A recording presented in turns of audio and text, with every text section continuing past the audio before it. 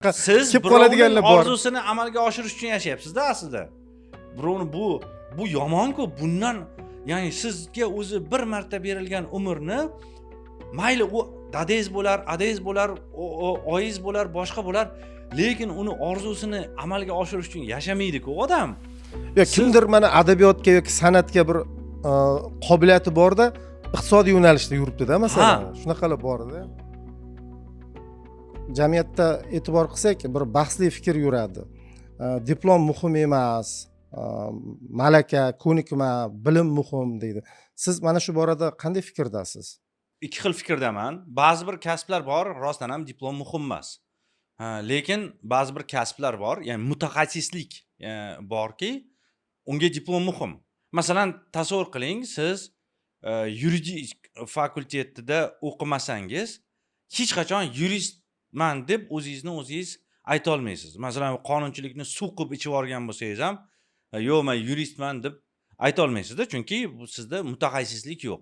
Yoki masalan, davolash bo'yicha inson tana organlarini hamma narsani suqib ichib yuborgan bo'lsangiz ham, baribir shifokor bo'lishingiz uchun sizga nima kerak?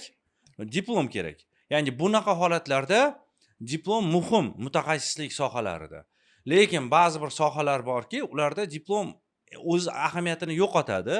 Lekin shunaqa bo'lsa ham, men diplomni muhimlik jihatlarini aytib o'tmoqchiman-da, qaysi holatlarda muhim. Masalan, IT sohasida diplom muhim emas deydi-da, lekin men o'zim tahlil qilib chiqqanman-da, katta IT kompaniyalar, katta IT kompaniyalarni boshliqlari yoki katta dasturchilarning hammasi bular qaysidir universitetni bitirgan. Ya'ni diplomi bor. Aynan shu yo'nalishda yoki boshqa yo'nalishda diplomi bor mutaxassislar hisoblanadi va hozir ham ko'rib turibman, bizga ham kelishadi, mana IT fakultetimiz bor. IT fakultetga ham kelishganda o'zi aslida senior dasturchi. Lekin ular o'ylashadiki, diplom bizga nima beradi, universitetdan biror nima o'rganamizmi, yo'qmi deb o'ylab kelishadi, lekin universitetda ham ko'p narsa o'rganishadi. Ya'ni qarang, masalan, dasturchilar juda ko'pchiligi 3 oy, 4 oy yoki 1 yillik dasturlarni, tillarni o'rganishadi-da, lekin arxitekturani o'rgana olmaydi. Arxitektura yasashni o'rgana olmaydi. Ya'ni biror bir loyiha, IT loyihani yasash ham aslida xuddiki uy qurishga o'xshaydi. Masalan, uy qurayotgan paytingizda g'isht teruvchi bor, suvoqchi bor, bilasizmi? Masalan, yoki kafil teruvchi bor-da. Bularga diplom shart emas. Ya'ni diplomingiz bo'lmasangiz ham g'isht terib ketaverasiz. Ustoz shogird sifatida o'rganib olgansiz-da.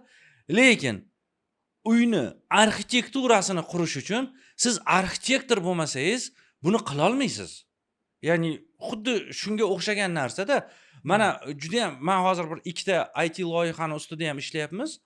Ikkita katta IT loyihani ustida ham va bularni ham ko'ryapmanki, oddiy dasturchilar bilan katta loyihalar qilib bo'lmaydi, chunki ular arxitekturani katta qismda, katta masshtabda ko'ra olmaydi. Ya'ni katta kartinani ko'ra olmaydi-da. Faqatgina o'zini o'shani g'isht terish qismini ko'radi. O'zini qismini ko'radi-da.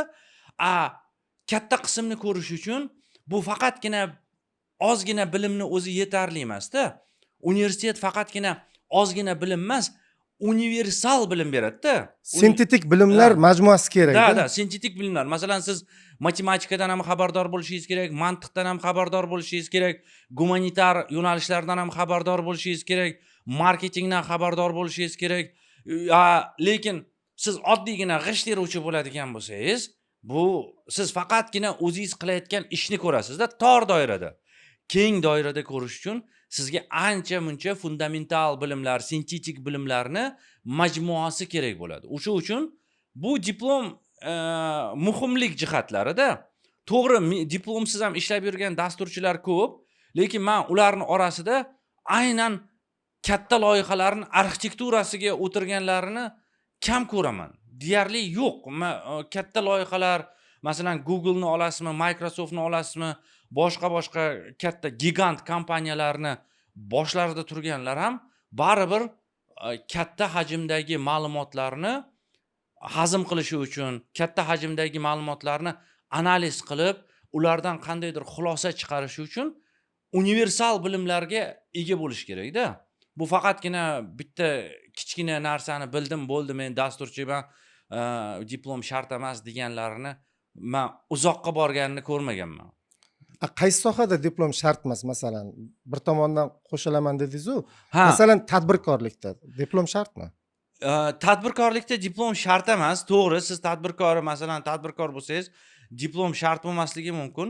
Lekin diplom sizga nima beradi? Nima beradi? Boya aytganimdek, bu katta hajmdagi ma'lumotlarni analiz qilib, tahlil qilib, ulardan xulosa chiqarib olishni imkoniyatini beradi-da. Chunki siz universitetda o'qiyotgan paytingizda bitta ta'lim shaklini olmaysiz-da. Ya'ni bitta faqatgina bir xil ma'lumotga ega bo'lmaysiz. Siz har xil ma'lumotlarga ega, falsafani ham o'qiysiz, matematikani ham o'qiysiz, boshqa, ya'ni o'zingizga aslida masalan biz palonchimiz-ku, bizga falsafa nima kerak deydiganlar bor-da, lekin aslida har bitta qilayotgan ishingizni tagida falsafa yotadi-da. Falsafa asosida qilishingiz kerak. Ya'ni o'zingizga o'zingiz savol bera olishingiz kerak-da. Bu nima uchun bu ishni qilyapman va oxiri qayerga kelyapti? O'sha uchun endi diplom yana bitta nimasi, universitetda o'qiganingizda universitet nima beradi degan savol bor-da. Masalan, masofadan o'qishi mumkin-ku aslida. Ha, masofadan o'qishingiz mumkin. Aslida hozir informatsiya oladigan narsalar ko'p. Universitet nima beradi? Endi qarang, maktab bilan universitetning farqini solishtiradigan bo'lsak-da, maktabda o'qiganingizda har xil qiziqishga ega bo'lgan to'da bor. Masalan, sinfingizda kimdir yuridik sohaga qiziqadi, kimdir toshmiyga, kimdir vrach bo'lishga, kimdir dasturchi bo'lishga, kimdir boshqa sohalarga qiziqadi, kimdir shunchaki kasbga qiziqadi-da. Va ana shu to'dani yig'ilgan joyi maktab deymiz. Lekin universitetda-chi, universitetda bir xil sohaga qiziqadigan odamlarning IQ darajasi ham bir xil bo'lgan odamlarning yig'ilgan joyi hisoblanadi. Tasavvur qiling, masalan, yuridik yo'nalishga kim boradi? Yuridik sohaga qiziqqan odamda. Masalan, moliya sohasiga yoki buxgalteriya sohasiga kim boradi? Mana shu sohaga qiziqqan, ya'ni maktablardan hamma moliya sohasiga qiziqqanlar moliya universitetiga boradi, iqtisodiyotga boradi. Ularning qiziqishlari bir xil. Birinchi anaqasi. Keyin ular o'sha universitetga kirish uchun ma'lum bir ball to'plashi kerak-ku, to'g'rimi? Deylik, masalan, 160 balldan o'tganlar olamiz deydi. Bu nima degani? Bu IQ darajasi ham deyarli bir xil odamlar yig'ilyapti. Ya'ni qiziqish bir xil va IQ darajasi ham bir xil odamlarda. Endi mana shu odamlarga mana shu kasbning mutaxassislari dars beryapti. Ya'ni uchinchi odam mana shu uchtasi birlashib o'zaro energiyani hosil qiladi.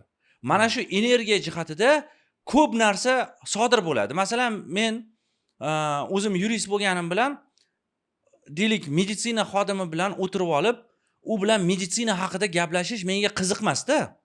Yani yurist ikkalamiz masalan statyalar bilan ham gaplashib qo'yaveramiz. Masalan, 176 bilan qamalibdi desa, u yog'i menimcha olarkanda deb qo'yishingiz mumkin-da. Bu nimadan darak beradi? Chunki sizni IQ darajangiz ham bir xil, sizni qiziqish darajangiz ham bir xil va sizni o'xshaydigan, siz gaplashadigan temalar ham bir xil-da. Ana shu jihatdan universitet nimaga kerak? Siz ana shunday odamlarni yig'iladigan joyiga tushasiz. O'zingizni qiziqishingizga, o'zingizni IQ'ingizga teng keladigan. Bu nima beradi? Ular ham mana shu qiziqishda ketadi-ku universitetni bitirgandan keyin. Masalan, yuristlar o'z-o'zidan kimdir advokat bo'ladi, kimdir sudya bo'ladi, kimdir prokuror bo'ladi. Sizda nima shakllanadi? Sizda ana shu qiziqishlarga ega bo'lgan insonlar atrofidagi tanish-bilish, networking shakllanadi. Nimaga? Masalan, men o'zimda shunaqa bo'ladi. Hozir sinfdoshlarim bilan uchrashsam, ular bilan gapimiz chiqishmaydi-da. Faqatgina xotiralar bor. Esingdami? Men bunaqa bo'luvdi-da. Nimaga gapimiz chiqishmaydi? Chunki bizni qiziqishlarimiz o'zgarib ketgan. Men lekin tadbirkor o'rtoqlarim bor, ular bilan soatlab ham gaplashaman-da. soatlab ham gaplashishimiz yoki yurist o'rtoqlarim bor. Ular bilan soatlab ham gaplashishimiz mumkin. Chunki bizni qiziqishlarimiz hali ham davom etadi-da. Universitet mana shu bo'g'inni tashkil qiladi. Ya'ni sizni hayotingizni keyingi bosqichga olib chiqib, universitet, ya'ni hayotingizni oxirigacha sizni qiziqishingizga mos bo'lgan odamlarni sizga uchrashtirib qo'yadigan joy bu. O'sha uchun sizga universitet kerak. Tasavvur qiling, masalan, kursdoshlar bilan bilmadim, masalan, sizda bordir, menda ham bor, masalan, kursdoshlar bilan choyxonalar bor va sinfdoshlar bilan choyxonalar bor-da. Agar mavzularga ham e'tibor bersangiz, kursdoshlar bilan choyxonalarda qiziqishlar bir xilda. Ya'ni yuristlar bilan o'tirsangiz, yuridik tema haqida gaplashasiz. Anaqa tibbiyotchilar bilan o'tirsangiz, ular tibbiyotchilar bilan gaplashasiz-da. Sinfdoshlar bilan o'tirganingizda faqatgina eski xotiralar. Chunki sizni bog'lab turgan umumiy bitta mavzu bor. Eski xotiralar, esingdami palonchi edi, pistonchi edi, boshqa. Mana shu narsa sizga muhim. Ya'ni hayotingizni keyingi davriga o'zingizga networking tayyorlayotgan joyda bu. To'g'ri. Shu. Xo'p, endi o'zingiz mana diplomliklarni farqi haqida gapirib o'tdik. Ba'zan endi ko'p jamiyatimiz, ayniqsa o'zbek jamiyatida eshitiladiki, ana maktabda oltin medal bilan bitirgan yoki ikkita diplomi bor, sandiqda chang bosib yotibdi, lekin hayotda o'zini o'rnini topa olmadi, egallay olmadi degandayda. Shular odamlarga nimalar yetishmagan deb o'ylaysiz? Siz o'zingiz fikringizcha.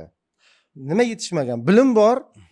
Masalan, nima kerak? Ya'ni qanday ko'nikmalar kerakki hayotda muvaffaqiyatli bo'lish uchun? Masalan, sizga to'g'risi aytganda ko'p yoshlar havas qiladi, juda ko'p deylik biznes sohasida, boshqa sohalarda ham yutuqlarga erishib kelyapsiz. O'shaning uchun. Laz aka, men o'ylayman, masalan, u ana shunday odamlarga hayotda ikigai yetishmagan. Ya'ni ikigai deganda yapon filosofiyasini tushuntirib beraman. Birinchi navbatda siz qaysidir ishni zo'r qilishingiz kerak. Ya'ni qaysidir ishni qilish sizga yoqishi kerak. Birinchi bu talabida shuda. Ya'ni qaysidir ishni qilishni yoqishi.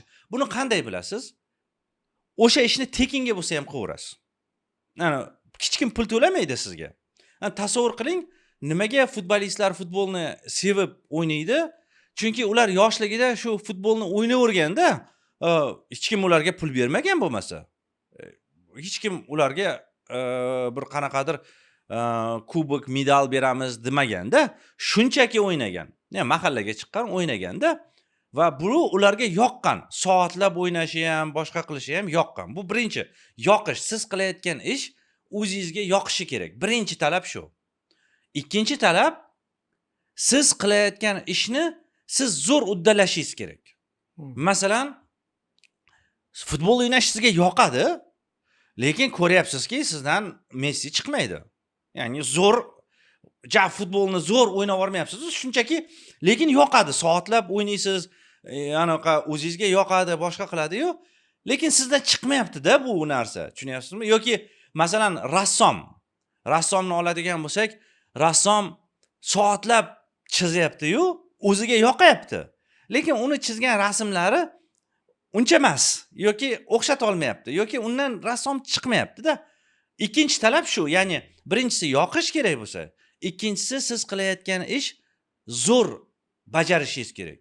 O'zingizdan o'zingiz mana boshqalar tomonidan ko'rilganda u zo'r qilibsan-ku deydi.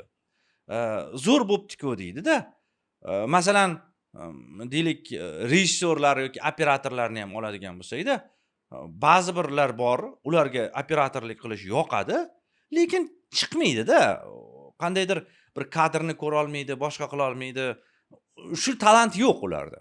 Tushundingizmi? Tug'ma yo'q. Tug'ma yo'q. Bu ikkinchi talab. Ya'ni birinchisi yoqish, sizga qilayotgan ishingiz yoqish kerak. Ikkinchisi siz o'sha ishni zo'r qilishingiz kerak. Uchinchisi siz qilayotgan ish pul olib kelish kerak. Ya'ni ham yoqadi, ham zo'r bo'ladi, ham pul olib kelyapti-da sizga. Ya'ni buni pul keltiradigan mana hobbi bo'ladi o'zi, zo'r qilyapsiz uni. Endi sizga nima kerak? Shu ishni ga pul keltiradigan bo'lish kerak. Ya'ni zo'r futbol o'ynash sizga yoqadi, zo'r futbol o'ynayapsiz.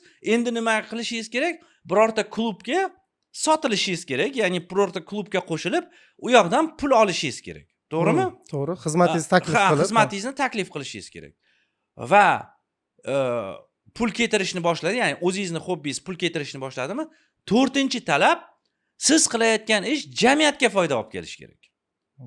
Ana shu 4tasi birlashsa, siz o'zingizni ikigayingizni topasiz, har qanaqa sohada millioner bo'lishingiz mumkin. Har qanaqa sohada millioner bo'la olasizda.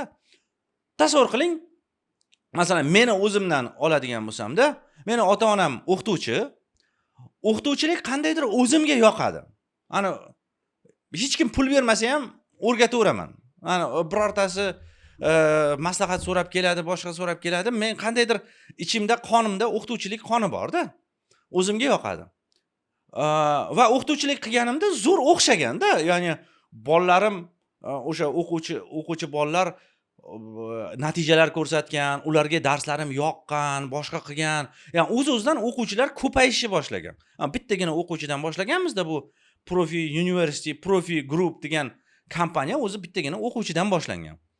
Va men ular bilan ishlaganimda yoqqan, keyin men nima qilganman? Demakki, men o'qituvchilik menga yoqayapti.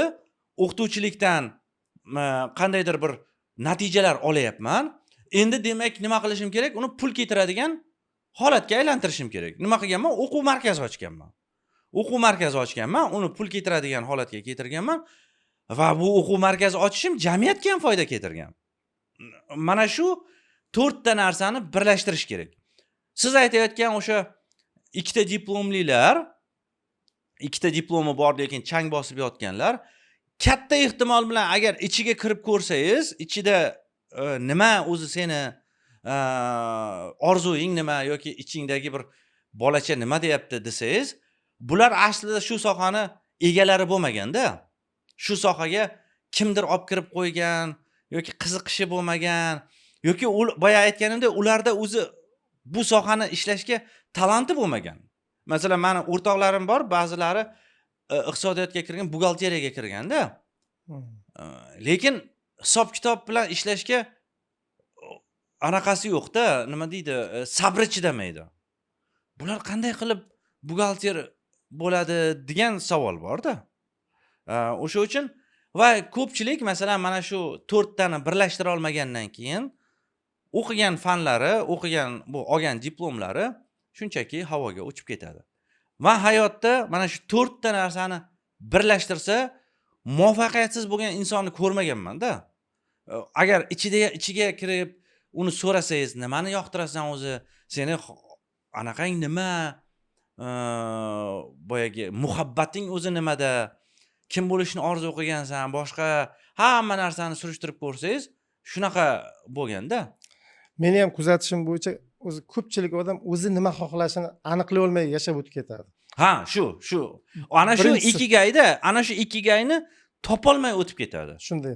Agar ikigayingizni, hayotdagi ikigayingizni topa olsangiz, bu sizga hayot shunaqa narsaki, faqat ishlaganday bo'lasiz. Faqat sizni atrofingizdagi odamlar bu kayf qilib yuribdi faqat deb o'ylaydi-da, lekin siz rostdan ham ishlayapsiz. Lekin hobbini ishga aylantirgansiz-da. Ana u yoqda ishlash sizga shunchaki kayf beradi. Agar hech kim pul bermasa ham ishlayverasiz siz u yoqda. O'sha uchun mana shu narsani boyagi pul keltiradigan, zo'r qiladigan va jamiyatga foyda keltiradigan bo'lsa, zo'r. Masalan, yana bitta misolni keltiraman, narkobaronlarni misolini keltiraman-da. Qarangda, masalan, narkobaronlar narkotik sotish bo'yicha mutaxassisda ular. Qanday qilib sotishni, zo'r sotishni, qanday qilib mana qilishni, o'zlari ham narkotik nima ichida yuradi, chekadi, boshqa qiladi, qanaqa sotish va bundan pul ham olib keltiradi-da. Ana 4-chisi yetishmaydi-da, jamiyatga foyda keltirmaydi o'sha. Ana shu 4-chisi yo'qligi uchun juda ko'pchiligini taqdiri ayanchli yakunlanadi. Ya'ni boya aytadi-ku, hamma narsa bor, baxt yo'q deydi-ku. Mana shu 4-chisi yo'q-da. O'sha uchun masalan qilayotgan ishingizni sevsangiz, qilayotgan ishingizni zo'r qilsangiz, qilayotgan ishingizdan pul keltiradigan bo'lsa va qilayotgan ishingiz jamiyatga foyda keltiradigan bo'lsa, u sizdan baxtli inson yo'q o'zi aslida. Haqiqatan ularni topilmalariga, evrika deydi-yu, qoyil qolasan. Mana bu chegaralarda ushlashadi. Da, da. Tasavvurimizga ham kelmagan Narsalar qilishadi. o'tishadi-yu, qanaqa Ha. qilib. Lekin oxiri juda ko'pchilik hammasiniki deyarli barchasiniki ayanchli holatda-da. Chunki jamiyatga Jamiyatga foyda keltirmaydi. Ya'ni o'zinikilar o'ldirib ketadi yoki qo'lga tushadi yoki qamoqda chirib ketadi, boshqa qiladi. Mana shu narsa bilan tushuntirib bersak bo'ladi-da, ya'ni bu ikigai nima ekanligini. Ana shu 4 ta narsa bir joyga yig'ilgan paytda sizdan baxtli, sizdan muvaffaqiyatli inson bo'lmaydi-da. Rahmat. Bektosh Begomatovich, xabaringiz bor, bir hozir 100 ga yaqin xususiy universitetlar faoliyat olib boryapti. O'ylaymanki, hozir bermoqchi bo'lgan savolim ham oldingi savollar mantiqiy davomida. Siz hamma xususiy universitet egalari ham o'z kasbini egasi deb hisoblaysizmi? Masalan, shunaqa holatlar ham kuzatilyapti. Mana ijtimoiy tarmoqlarda ba'zan haqli e'tirozlar ham bo'lyapti. Umrida bir marta ham auditoriyaga kirib dars bermagan, masalan, qiynalib mana G'ayrat Bahramovchilarga o'xshab ilmiy darajalarga erishmagan odamlar bugun universitet egasi. Ular uchun ta'lim faqat biznes, faqat pul keltirish manbai. Bu qanchalik to'g'ri? Siz nima deb o'ylaysiz shu haqida? Yana boyagi holatimizda bu birinchidan ta'limni ichida yurgan bo'lsangiz, bu ta'lim sizga qachon pul keltiradi? Ya'ni qachon yaxshi pul keltiradi, ya'ni barakali pul keltiradi? Birinchidan ta'limni yaxshi ko'rishingiz kerak. Yaxshi ko'rmasangiz, bundan pul keltirish qiyin-da o'zi, pul olish. Chunki ta'limning noni juda qiyin o'zi aslida. Balandparvoz bo'lsa ham fidoyi bo'lmasangiz, fidoyi bo'lmasangiz, ya'ni ta'limga fidoyi bo'lmasangiz, men masalan ko'raman ko'pchilikni, endi ko'pchilik biznesmenlar bilan aloqa qilganimizda, masalan ba'zi bir universitetlarni egalari bilan ham gaplashganimda, ular bunga biznes sifatida qaraydi, ana ta'lim fidoyisi emas, ta'limni ichidan chiqmagan va ta'lim fidoyisi hisoblanmaydi-da, biznes sifatida qaragani sayin ish qiyinlashib ketaveradi. Ana chunki sizni fokusingiz faqatgina pulda bo'laveradi-da. Faqatgina pulda bo'laveradi, faqat pul topishni asosiy maqsad qilib qo'yasiz-da. Ta'lim fidoyisi bo'lsangiz unaqa emas. Bu ana pulsiz ham ishlab yuraverasiz. Men juda ko'plab o'qituvchilarni bilaman. Uzoq qishloqlarda arzimagan pulga ham ishlashadi. Bular ta'lim fidoyilari o'zi aslida, bilasizmi? Bular shunchaki ta'lim fidoyisi degan nom emas. Bularga pulni o'zi ham qiziqmas-da. Pulni o'zi ham qiziqmas. O'sha uchun men ko'rib ham turibman, masalan, mana shunaqa universitet egalari ko'pincha universitetini sotib yoki qandaydir yopib yuborishyapti, sotib yuborishyapti, boshqa qilib yuborishyapti. Yoki sinib ketyapti. Yoki o'quvchi yig'ilmayapti. Bu hozir yuzlab xususiy universitetlar ochildi degani, yuzlab xususiy universitetlarni hammasi ham zo'r ishlab ketayotgan joyi yo'q. Bularning juda ko'pchiligi o'quvchi yig'olmayapti, o'quvchi bormayapti. Hozir masalan oldin birinchi ochilganlarda bilasizmi, son emas, sifatga emas, songa qarab ishlardi. Hamma ochildi deb, ya'ni asosiysi diplom olsam bo'ldi deyapti-da. Hozir unaqa emas, hozir abituriyent tanlashni boshlagan. Abituriyent yo'q deyapti, men diplom olishim endi kifoya emas. Diplomdan tashqari menga zo'r sharoit bo'lsin, zo'r bilim beradigan o'qituvchilar bo'lsin, boshqa bo'lsin. Hammada shakllanib ulguryapti-da. Masalan, qaysi universitet qanaqa ekanligini shakllanib ulguryapti. Bu narsa Qozog'istonda endi bizda xususiy universitetlarni ochishga ruxsat nisbatan kechroq berildi-da.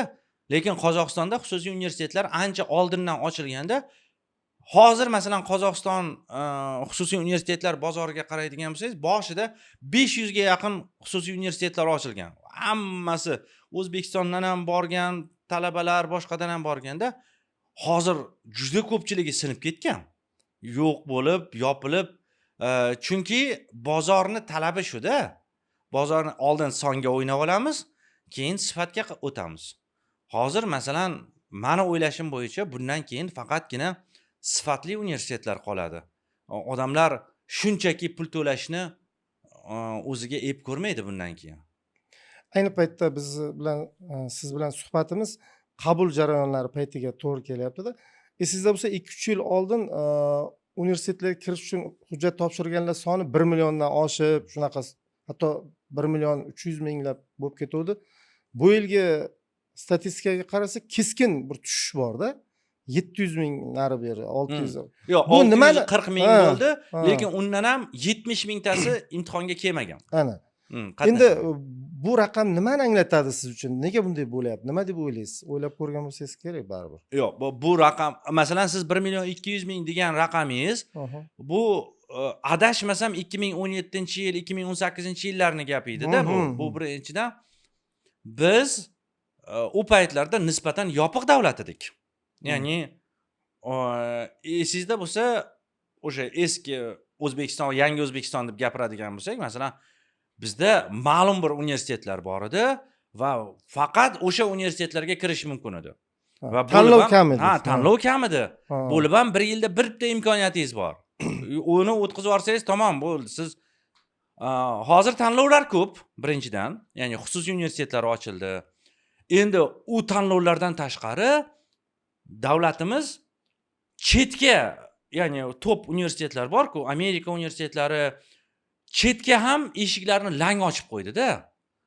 Yana o'zi yordam beryapti. Qanaqa, nima qilsak, masalan, hozir Yoshlar ishlari agentligi, mana Alisher Sa'dullayev boshchiligidagi olib borilayotgan ishlar rostdan ham tahsinga sazovor. Nimaga tahsinga sazovor? Chunki ular shunaqa komanda sozdavать qildiki, komanda tashkil qildiki, shunaqa.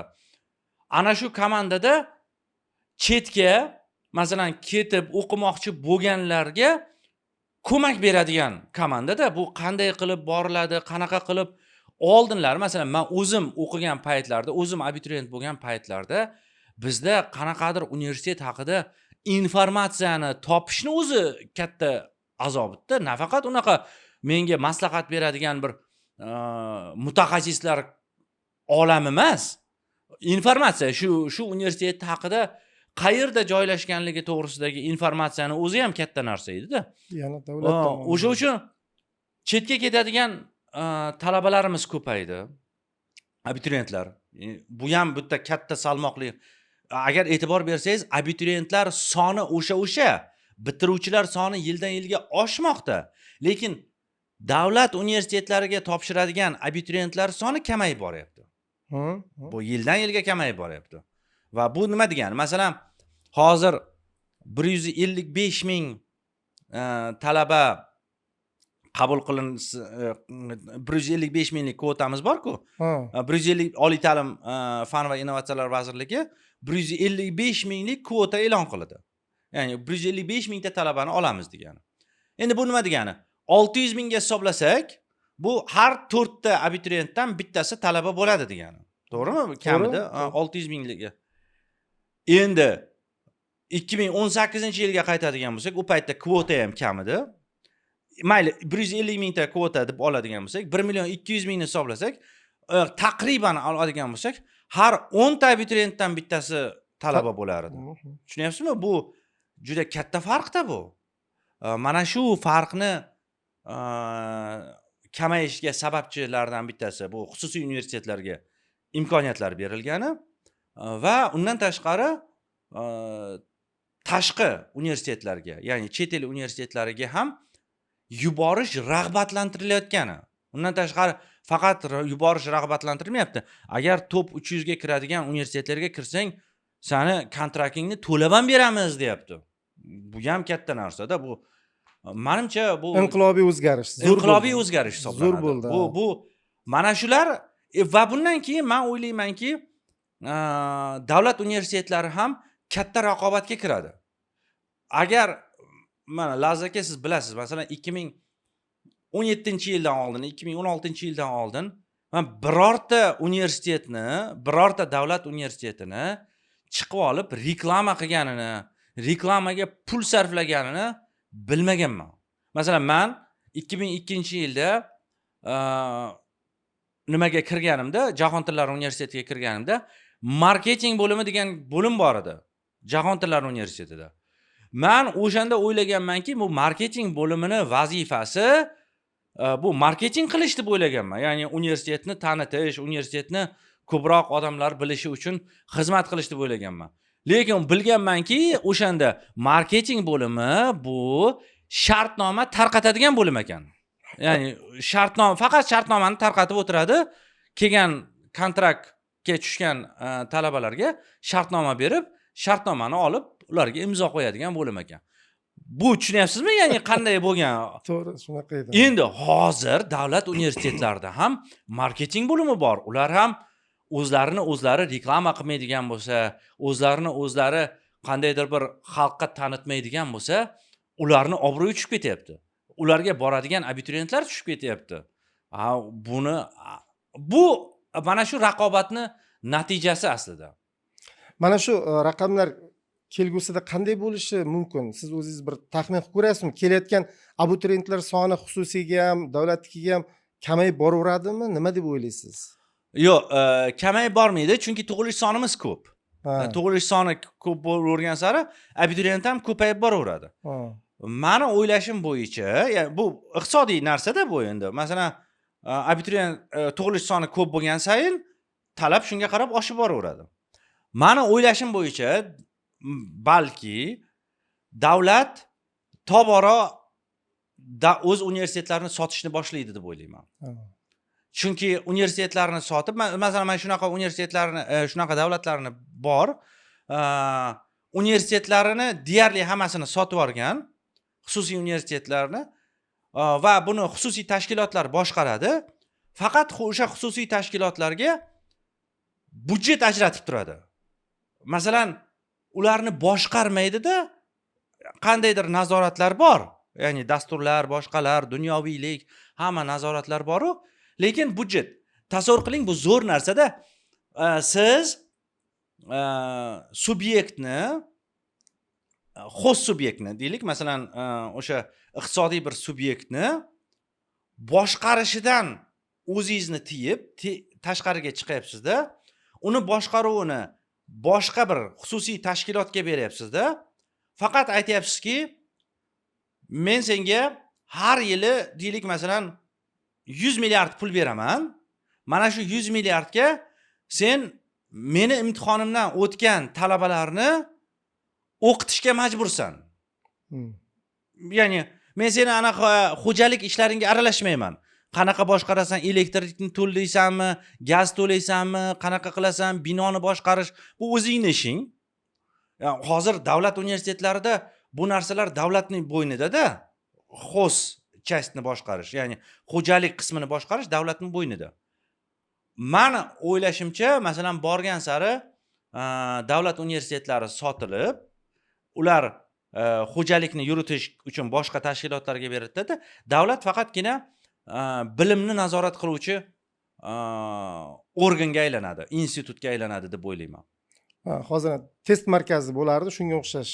Test markazi bo'ladi, test qiladi, hamma narsani, bilimni baholaydi, kimni olish, olmaslikni baholaydi, kim o'tadi, kim o'tmaydi, kimga grant beriladi, kimga grant berilmaydi degan narsalarni davlat o'zida ushlab qoladi. Undan tashqari dasturlarni tasdiqlash, akkreditatsiyadan o'tkazish degan narsalarni ushlab qoladi-da.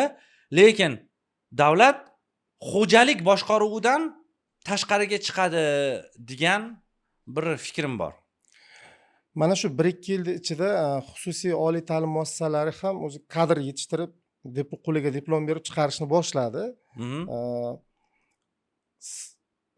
Signallar qanday bo'lyapti? Dastlabki signallar, masalan, ish beruvchi qanchalik talab ko'rsatyapti? Masalan, davlatnikini olyaptimi yo xususiy universitetlarni talabalarini, bitiruvchilarini ishga olyaptimi? Sizda shu bo'yicha bir ma'lumotlar bormi? Yo'q, menda aniq raqamlar yo'q, lekin umumiy ma'lumotlar borki, masalan, hozirgi ish beruvchilar juda katta qismi diplomdan ko'ra bilimga qarashni boshladi. Ya'ni bilimga qarashni. Agar bilimingiz bo'ladigan bo'lsa, diplomingiz davlatniki, nodavlatniki u qarab o'tirgan yo'q. Birinchidan o'zi huquqiy jihatdan ham davlat va nodavlat diplomlari bir xil kuchga ega. Hech qanaqa farqi yo'q aslida. Lekin masalan, ba'zi birlarda hali ham ishonch bo'lmasligi mumkin, diplom o'tmaydi, davlatga o'tmaydi. Yo'q. Hozir ish beruvchilar, ya'ni ish beruvchilarni yangi avlodi deb oladigan bo'lsak, mana masalan tadbirkor. Tadbirkorga davlat diplomi bor xodim kerakmi yoki nodavlat diplomi bor xodim kerakmi? Umuman farqi yo'qda. Unga o'z ishini mutaxassisi kerak. Nimaga mutaxassis? Chunki u shu mutaxassisga pulini to'layapti va undan natija kutadi. Natija bera oladigan mutaxassis kerak-da. Uni farqi qolmadi. Siz davlatnikida o'qidingiz, nodavlatnikida o'qidingiz. Asosiysi mutaxassis bo'lsin. O'z ishini mutaxassisi bo'lsin. Bilsin. Sizni mutaxassisligingizni tasdiqlovchi hujjat bo'lsin. Bu hujjatda aslida siz diplom oldingiz degani sizni mutaxassis ekanligingizni tasdiqlovchi hujjat aslida. Ana shu bo'lsin va u natija bersin. Bu faqatgina xususiy tashkilotlar emas, davlat tashkilotlari ham shunaqa bo'lib qoldi. Masalan, tasavvur qiling, siz davlat tashkilotida bir boshliqsiz. Sizni oldingizga ikkita kandidat keldi, nomzod keldi ishga. Va bittasini diplomi davlatniki, bittasini diplomi nodavlatniki. Siz uni suhbat qilyapsiz, bilim darajasiga qarayapsiz. Ya'ni davlat universitetini bitirgan bolada masalan bilim kamroq yoki nodavlat universitetini bitirgan bolada bilim ham ko'nikma ham boshqacharoqda va u qaysi birini siz ishga olasiz? Hatto davlat tashkiloti bo'lgan taqdiringizda ham siz davlat tashkilotining rahbari sifatida o'zingizni tashkilotingiz gullab yashnashi uchun xizmat qilishingiz kerakmi? Ya'ni o'zingizni tashkilotingizni gullab yashnattirish uchun harakat qilishingiz kerak va bu uchun sizga xodimlar kerak, to'g'rimi?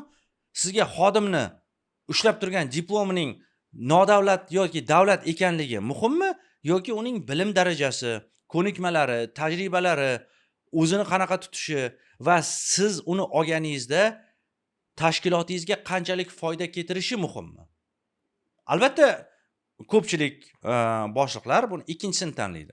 Hozir shu uchun aytmoqchimanki, xususiyda o'qiysizmi, davlatda o'qiysizmi, uni umuman farqi qolmay qoldi.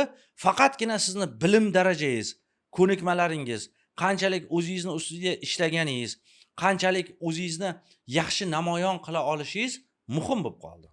To'g'ri. Diplomda farqi yo'q qonun bo'yicha. Lekin baribir amaliyotda bitiruvchilar shunaqa bir nima deydi? Muammolarga duch keladi-da. Shu borada qanday taklif bildirgan bo'lardingiz? Balkim bir ta'lim inspeksiyasi qoshida ishonch telefonlari bo'lishi kerakmi yoki vazirlar mahkamasini shu bo'yicha tashkilotlarida yo'q, bu aslida komissiyalar bo'lishi kerak. Ha.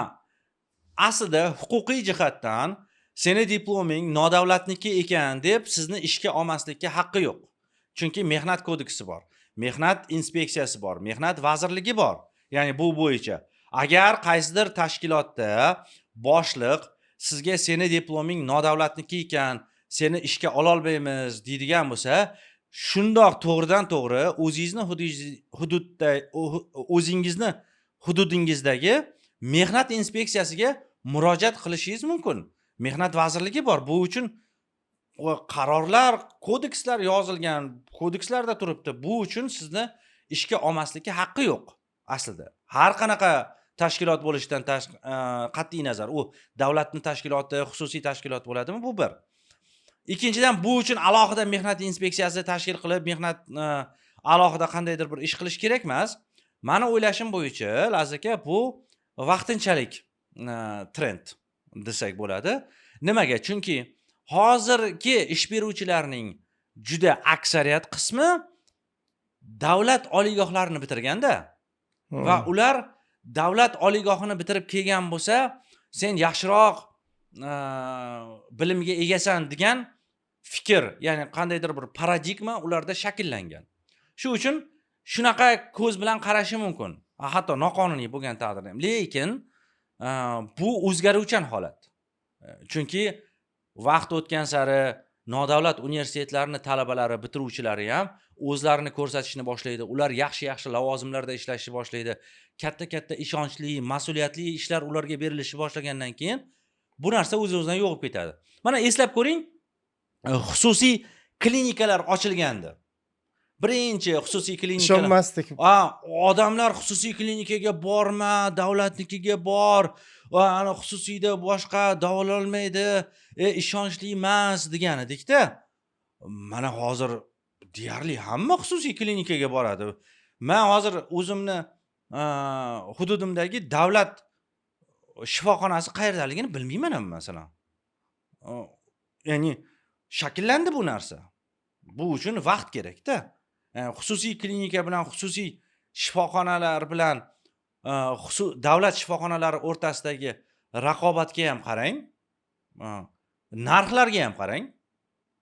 Lekin narx qimmat bo'lishi odamlarni xususiy klinikaga borishdan tiyib turilgan joyi yo'q. Tushunyapsizmi? Ya'ni lekin o'sha sal shubhalanib ishonmay qarayotganlarni ham gapida biroz jon borda. Hali yuqorida aytganimiz ta'limni faqat biznes, pul keltirish manbai deb hisoblaydigan ayrim nodavlat universitetlar odamlar endi qarab ko'rib turibdi-da endi. Laz aka, bu ham to'g'ri, lekin bu iqtisodiyotni talab va taklif qonuni. Ya'ni talab bor joyda bozorni o'zi saralaydi. Bozorni o'zi saralaydi. Masalan, hozir shunga talab bor. Hozir shunaqa universitetlarga talab bor. Masalan, o'qitmasa ham diplom bersin degan universitetlarga talab bor. Menga o'qitish kerak emas, men o'zim ishlayman. Menga diplomni bersin deydigan odamlar ham bor. Men ishni bilaman o'zi. Da, men ishni bilaman. Menga diplom kerak emas o'zi aslida. Menga shu borsam bormasam ham diplomni beradigan universitet kerak deydigan odamlar guruhi ham bor-da o'zi. Bu guruh bor ekan, bu guruhni talabi bor ekan, shunaqa ta'limni biznesga aylantiradigan universitetlar guruhi ham bor. Ya'ni talab bor, ularga taklif beradigan universitetlar ham bor. Mana shu talab yo'qotib boriladi. Ya'ni yo'q, menga faqatgina bilim, faqatgina diplom beradigan emas, bilim beradigan, yaxshi praktika beradigan, yaxshi ilm beradigan dargoh kerak deydigan odamlar guruhi ancha massa shakllanadi. Ana shundan keyin mana bu universitetlar o'z-o'zidan yo'qib ketadi. Bozorning qonuniyatida talab va taklif. Hozircha talab bor, hozircha taklif bor. Talab yo'q bo'lgan paytda taklif ham yo'q bo'ladi. Shu. O'zlaringiz qanday ishlayapsizlar? Baribir aytganingizdek IQ'si yuqori, dunyoqarashi keng, bilimdon abituriyentlardan erta kelajakda yaxshi bir mutaxassislar ham chiqishi mumkin-da. O'zlaringiz mana saralash borasida qanaqa olib boryapsiz? Kim kelib hujjat topshirsa qabul qilyapsizlarmi? Qanday endi bu? Yo'q, Laz aka, buni bilasiz-ku. Masalan, Proof University'da deyarli har 2 haftada imtihon bo'ladi. Masalan, 4000 ga yaqin talaba, abituriyent keladi. O'sha 4000 ga yaqin abituriyentdan biz faqatgina 10% atrofidagini saralab olamiz. Haqiqatan o'zim dars berayotgan odam sifatida aytaman, oxirgi bir 3 yilda yildan yilga 99% holatda yaxshi bilimdon abituriyentlar kelib bizga kiryapti o'qishga. Yaxshi. Bu tanlovda, bu tanlov. Masalan, boshidagi abituriyentlar bilan hozirgi abituriyentlarimizni farqi yer bilan osmoncha farq qiladi-da. Bu aytayman-ku, ya'ni bu vaqt tanlovi. Ya'ni oldingi abituriyentlar, mana birinchi qabul qilgan abituriyentlarimiz, ular majburiyat tanlovi bilan kelgan bo'lsa, ya'ni kamida universitetlar boshqa edi, shu yerga topshirsak bo'ldi, diplom olsak bo'ldi degan xayol bilan kelgan bo'lsa, hozirgi kelayotgan abituriyentlarimiz yo'q, ular talablar bilan kelyapti. Menga yaxshi dars berasan, yaxshi sharoit qilib berasan, nima edi, o'zimni erkin his qilishim uchun sharoit qilib berasan. Keyin meni tahqirlamaysan, meni hurmat qilasan, hurmatimni joyiga qo'yasan, aytdingmi bajarasan degan talablar bilan kelyapti-da. Va emotsional muhit yaratasan. Emotsional muhit yaratasan. Bu boshqa talablar, bu boshqa abituriyentlar, bu boshqa dunyo abituriyentlarida. Ya'ni buni agar hozir aytadigan bo'lsak, bular Z avlodda bizga talab qo'yadi. Bizga talab qo'yadi, bizga nima qilish kerakligini bizga ko'rsatib turadigan avlod. O'sha uchun bularni yo'liga yurmaydigan bo'lsak, biz ertaga sinamiz. Agar hozir masalan universitetni bilasiz, mana bizning universitetimizda nisbatan erkinmiz, formalar erkin, yurish-turishlar, asosiysi biliming bo'lsa bo'ldi degan falsafa bilan ishlaymiz-ku. Agar hozir masalan men ertadan boshlab hamma oq ko'ylak, qora shimda, galstukda, pidjakda kelishi shart deydigan talabni qo'yadigan bo'lsam, bu avlod ertaga ketadi. Bu abituriyent bu narsaga chidamaydi. Ertaga ketadi bu abituriyent. Va bularni ketishi bizni jazolaydi. Ya'ni qanday jazolaydi? Bular hozir bizni jazolaydigan avlodda oyog'i bilan jazolaydi. Qanday? Yurib boshqa joyga ketadi, cho'ntaklardagi pullar boshqalarga to'lanishni boshlaydi va ularni cho'ntagidagi pul bizga yetib kelmagandan keyin o'z-o'zidan biz xo'jalik subyektimiz. Agar bizga pul bo'lmaydigan bo'lsa, biz boshqara olmaymiz. O'qituvchilarga oylik to'la olmaymiz. O'z-o'zidan nima qilishimiz kerak? Yopilishga majburmiz. O'sha uchun hozir Z avlodni talabini bajarishmagan, ya'ni hozirgi Z avlodni talabini bajarmagan tashkilot bo'ladimi, tadbirkor bo'ladimi, biznes bo'ladimi, u ertaga sinishni o'ziga sinish jarayonini o'ziga tayyorlab boryapti. Shu bilan birga lekin bu yerda bir holat ham borda, hali endi katta hayotga kirib kelayotgan 18 yosh, 19 yosh atrofidagi bola hali bir unda his-tuyg'u ustunroq bo'ladi aqldan ko'ra, tajriba kam. Masalan, o'zini qarorlarini hali chuqur o'ylamasdan qabul qiladi. Shunday sharoitda masalan uni xohish istagini birlamchi qo'yish qanchalik to'g'ri? Bu yerda ko'plab tajribali professor o'qituvchilar ishlaydi. Masalan, ba'zan talaba o'qituvchi o'rtasida bir ziddiyat yuzaga kelish ehtimoli ham bor. Shunday paytda deylik balansni, adolat tarozisini qanday ushlash kerak deb o'ylaysiz? Baribir shunaqa holatlarga ham duch kelinadi-yu, to'g'rimi? Albatta, duch kelamiz. Masalan, bu adolat tarozisi, albatta bu uning xohishini ustun qo'yishimiz deganimiz, bu barcha uni talablarini bajarishimiz yoki u aytgan hamma narsani bajarishimiz degani emas. Biz umumiy olganda aytyapmiz-da. O'qituvchiga hurmatsizlik qilishi mumkin. O'qituvchini hurmatsizlik qilishi yoki qandaydir bir darsga nisbatan hurmatsizlik qilishi bu mumkin emas. Ya'ni umumiy odatlarimiz, qoidalarimiz bor-ku, o'zini tutish to'g'risidagi qoidalarimiz. Buni hurmat qilishi shart. Agar u hurmat qilmaydigan bo'lsa, demakki bizni oilamizga tegishli emas-da.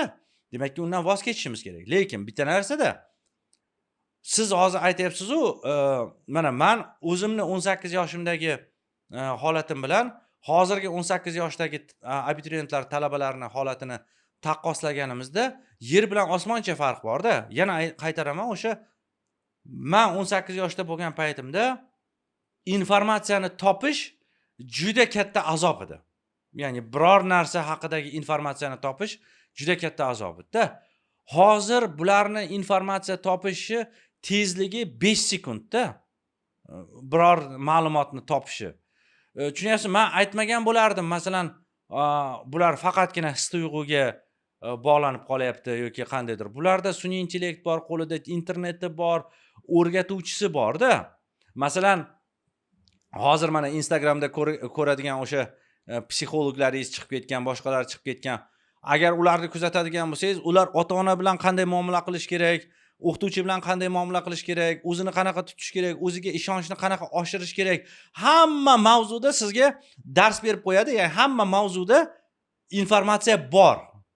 Informatsiya bor-da, ana shu informatsiyani olganingizdan keyin siz bemalol 18 yoshda ham mutaxassis bo'lib ketaverasiz-da. Biz Del Carnegie, Adam Jackson, Napoleon Hilllar titkilab yurardik. Ha, u ham ma'lum bir nusxalarda bo'lardi. Ya'ni qo'lma-qo'l eskirib ketgan, qo'lma-qo'l o'qishimiz kerak, boshqa u o'qib bo'lgandan keyin sizga yetib keladi. Hozir informatsiyani topish tezligi juda tezda. O'sha uchun men bular ham aqliy jihatdan, ham emotsional jihatdan rivojlanib ketganda bular.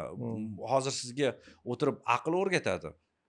Hozir masalan meni farzandlarim menga qanaqa desam ekan, anaqa menga nima qilishim mumkin yoki nima qilishim mumkin emasligini yoki meni ota-onalik huquqlarim, nimaga menga baqiryapsiz, siz baqirmasdan gaplashsak ham bo'ladi-ku degan gaplarni gapira oladi. Tushunyapsizmi? Men ota-onamga bu narsalarni gapira olmaganman. Biz ham hali ham gapirmaymiz. Hali ham gapira olmaymiz. Ya'ni bular o'z haq huquqlarini ham biladi, o'zini joyini ham biladi va o'zi uchun ham boshqa avlodda bular. To'g'ri. Tushunyapsizmi? O'sha uchun bu narsa boshqa. Fikrlarimizni o'zi bizni navbatdagi savolimizga olib keldi. Ya'ni men sun'iy intellekt sharoitida siz ta'limni qanday tasavvur qilyapsiz? bu qanchalik mana deylik o'qituvchi talaba munosabatlariga, umuman olganda odamlarning, umuman yoshlarning ta'limga munosabatiga, darslarga munosabatiga qanday ta'sir qiladi deb o'ylaysiz? Kelajakni qanday ko'ryapsiz siz? Yo'q, Lazi aka, men masalan kelajak haqida o'ylaydigan odam emasman. O'zi rost gap. Rostdanmi? G'alati tuyulsa hamda. Ha. Men kelajak haqida ham, o'tmish haqida ham o'ylaydigan odam emasman. Men hozirgi kun bilan yashaydigan odamman. O'zimni shunday deb tasavvur qilaman. Endi kelajak haqida bironta deya olmayman, lekin hozir sun'iy intellekt bo'lsa va buni qurol sifatida ko'rishimiz kerak va biz bu quroldan foydalanishimiz kerak. Ya'ni men sun'iy intellektni itarib yuborib, to'xtanglar, sun'iy intellektdan foydalanmaylik degandan ko'ra, sun'iy intellektdan foydalanib nimalar qilishimiz mumkinligi haqida ko'proq o'ylagan bo'lardim. Va hozirgi o'qituvchilarga ham aytgan bo'lardimki, siz sun'iy intellektdan qochmang yoki talabaning, o'quvchingizning sun'iy intellektdan foydalanishidan qochmang. Yaxshisi siz talaba sun'iy intellekt uch tomonlama harakat qilishimiz kerak. Ya'ni siz ham sun'iy intellektdan foydalanishingiz kerak, u ham sun'iy intellektdan foydalanishi kerak va qanday qilib darsni sifatini sun'iy intellekt yordamida mukammalroq darajaga chiqarishimiz mumkin. Hozir masalan hozirgi o'qituvchilar, sun'iy intellektdan foydalanadigan zo'r o'qituvchilar bor. Ular shu darajada ishini mukammal qilib qo'yganki, masalan oldinlari biz prezentatsiya tayyorlashda soatlab vaqtimizni ketkazardik. Bir hafta tayyorlardim. Bir hafta tayyorlardingiz, unga anaqa tiqasiz, hamma narsani. Hozirgi sun'iy intellekt mana cloudni yangi avlodini sekundlarda sizga tayyorlab beryapti-da. Bu qanchalik ishingizni yengillashtiryapti. Shunchaki men xohlardimki, bizni o'qituvchilar iloji boricha tezroq sun'iy intellektdan foydalanishga o'tish kerak. Iloji boricha tezroq, iloji boricha maksimal harakat qilib sun'iy intellektdan foydalanishga, iloji boricha anaqa kurslarga borib sun'iy intellektni tezroq o'rganib olishga, shunaqa narsadan foydalanish kerak-da. Biz o'qituvchilar, ya'ni o'qituvchi doimiy o'zini ustida ishlashi kerak-da. Agar o'zini ustida ishlamaydigan bo'lsa, u o'qituvchi hisoblanmaydi o'zi. Doimiy har kuni ishlash kerak. Men xohlardimki, men aytgan bo'lardimki, hozirgi sun'iy intellekt davridagi o'qituvchilar talabadan bir qadam oldin yurishi uchun ham sun'iy intellektdan foydalanish kerak-da. To'g'ri, lekin sun'iy intellekt har doim ham to'g'ri, aniq bilim manbai bo'la olmaydi-da. Men o'zim ham foydalanib turaman. Qachonki siz asl manbani bilsangiz, o'qigan bo'lsangiz, shundagina siz u to'g'ri ma'lumot beryaptimi, xato ma'lumot beryaptimi bila olasiz-da. Shu hali deylik klassik adabiyotni, klassik falsafani yoki deylik mana qonunchilikdagi deylik o'zini sohasi bo'yicha normativ hujjatlardan bexabar talaba deylik sun'iy intellekt ba'zan chalkashtirib, adashtirib ma'lumot berib yuboradi-da. Demak, shuni to'g'ri ekan deb qabul qilib qolish mumkin. Bu bir tomoni, nozik tomoni. Ikkinchi bir yana tomoni borki, mana biz hozirgina siz bilan gaplashdik. Bir paytlar biz o'qigan davrda kitoblar nihoyatda taqchil edi. Soha bo'yicha kitoblarni navbat turib, ba'zan qo'lma-qo'l almashib o'qirdik. Endi shuni bitta kitobni o'qishga masalan 400-500 betlik kitobda 15 kun, 20 kun, 1 oygacha vaqt ketadigan bo'lsa, hozir bular sekundda olyapti-da. Natijada insonning miyasi dangasalashib, yalqovlashib bormaydimi? Siz nima deb o'ylaysiz shunga? Yo'q, o'qish tomoni ham bor-da endi. Kitob o'qish juda ham muhim narsa aslida. O'zi kitob o'qish insonni fantaziyasini kuchaytiradi-da, kitob o'qish orqali. Masalan, siz aytayotgan holatni agar oladigan bo'lsak, masalan, noto'g'ri ma'lumot beryapti demoqchisiz. Hozir mana Gemini'ni notebooki chiqqan. Notebook degan bo'limi ham bor-da Gemini'da. Agar men ko'p foydalanaman. Siz ma'lumotni berasiz. Deylik, yo'q, prompt emas. Ma'lumotni. Masalan, deylik, siz klassik adabiyot oladigan bo'lsak, o'sha klassik adabiyotlarning barchasini notebookga yuklaysiz. Notebook bo'limiga yuklaysiz va Gemini siz bergan savollarni aynan yuklagan ma'lumotlaringiz asosida sizga chiqarib beradi. Endi bu. Ya'ni bu ham bor-da, to'g'ri. Agar siz shunchalik muhim deb o'ylaydigan bo'lsangiz, ya'ni o'sha adabiyotdan o'qib menga ma'lumot chiqarib ber deydigan bo'lsangiz, unda to'g'ri o'sha beradi-da. o'sha adabiyotni yuklab qo'yasiz, o'sha adabiyotdan chiqarib beradi sizga. Bu ham qulay usul demoqchimanda. To'g'ri, men aytmoqchi emasman, ya'ni faqatgina sun'iy intellektga yopishib qolishimiz kerak deb, ya'ni o'zimiz ham izlanishimiz kerak. Lekin agar sun'iy intellekt ishimizni osonlashtiradigan bo'lsa, nimaga undan foydalanmasligimiz kerak? To'g'ri. Deylik, masalan, bir joyga Vaqtimizni tejaydi. bir joyga masalan piyoda borsangiz, kunlab vaqtingiz ketadi. Mana tasavvur qiling, men boshqacha tasavvurni aytay sizga. Masalan, Amir Temur davriga qaytadigan bo'lsak-da, o'rta asrlarga qaytadigan bo'lsak, o'rta asrlarda deylik Hindistonga borib va qaytib kelish uchun inson taxminan 7 yil vaqtini sarflagan. Shunday. Bu 7 yil, ya'ni bu 7-10 yilda siz 20 yoshingizda ketyapsiz, 30 yoshingizda qaytib kelyapsiz. Siz umuman boshqa insonsiz, boshqa anaqasizda, tushunyapsizmi?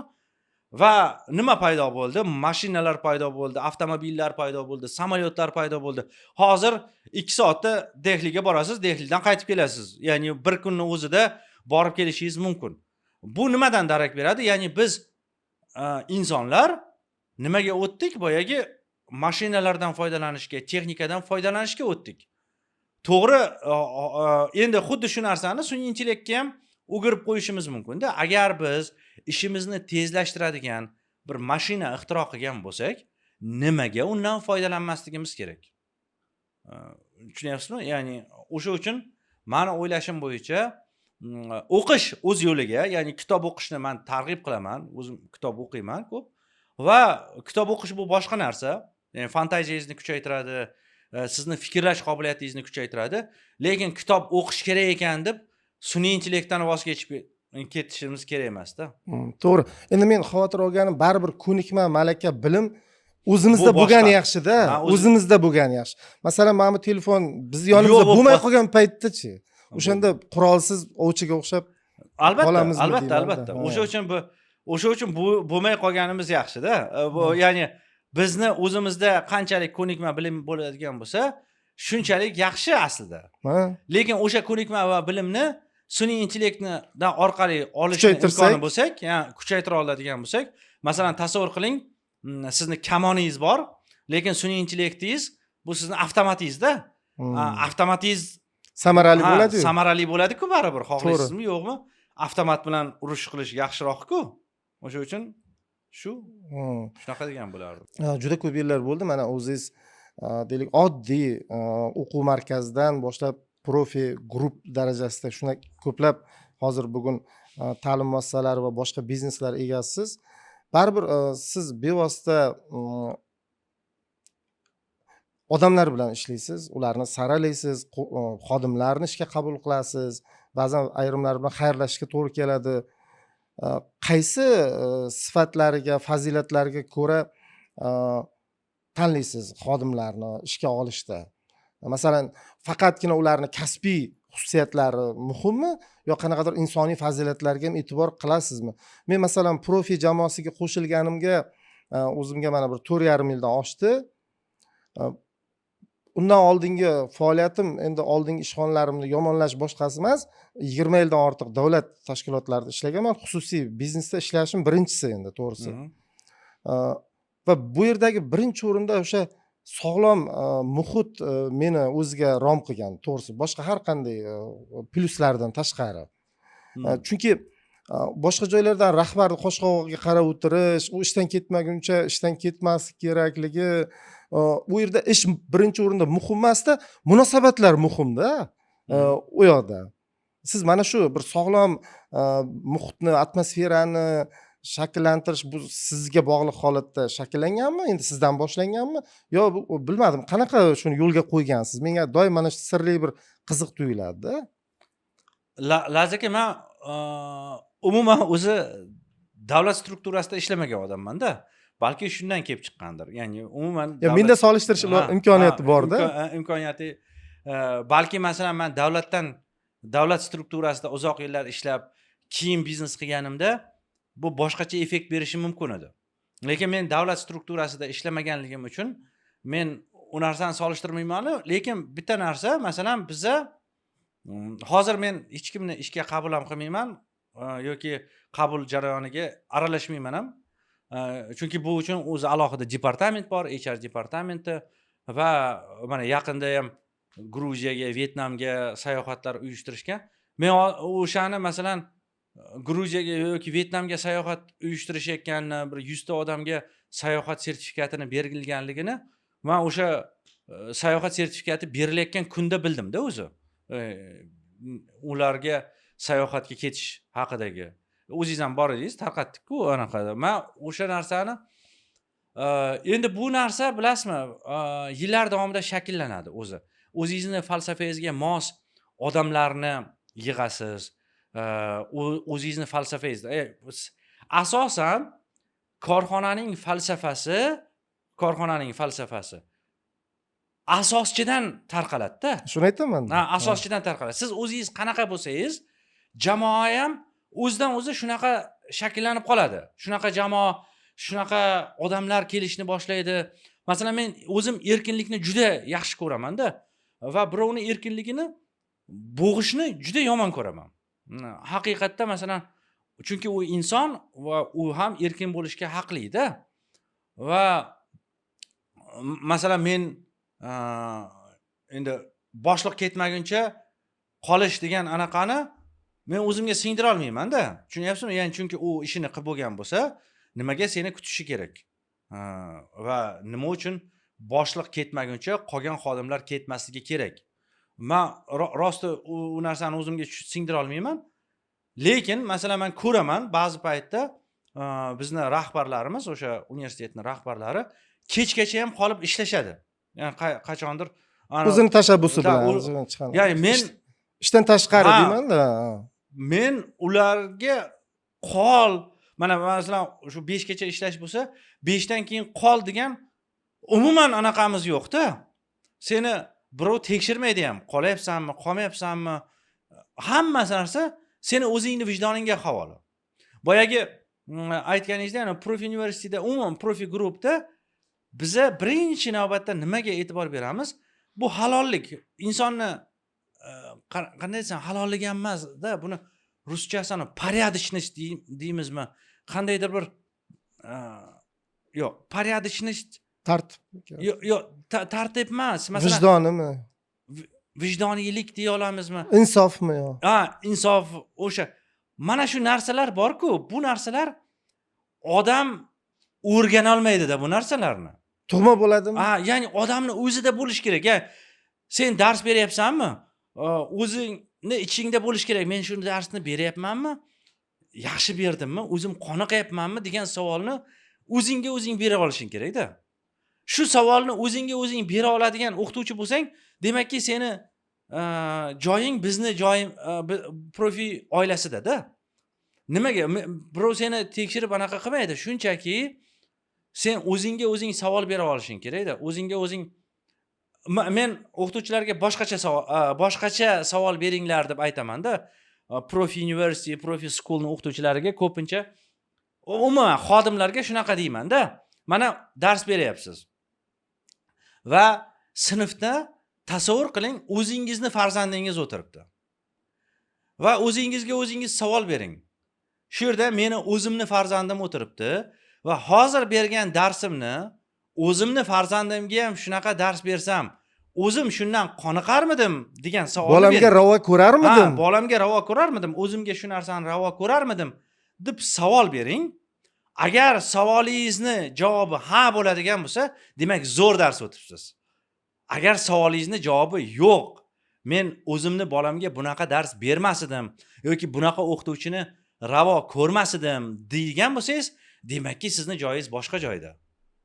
Mana shu eng asosiy katta beriladigan. Har qanday xodimga ham-da, har qanday xodimga ham masalan biz aytamizda, sen hozir qilayotgan ishingni o'zingga qilganingda, tasavvur qil, o'zingning kompaniyang, o'zingga qilganingda ham shunaqa qilarmiding yoki shunaqa qilmasmiding? O'zingning uyingda ham bu yerdagi moddiy texnik bazaga, narsalarga shunday munosabatda bo'lasanmi?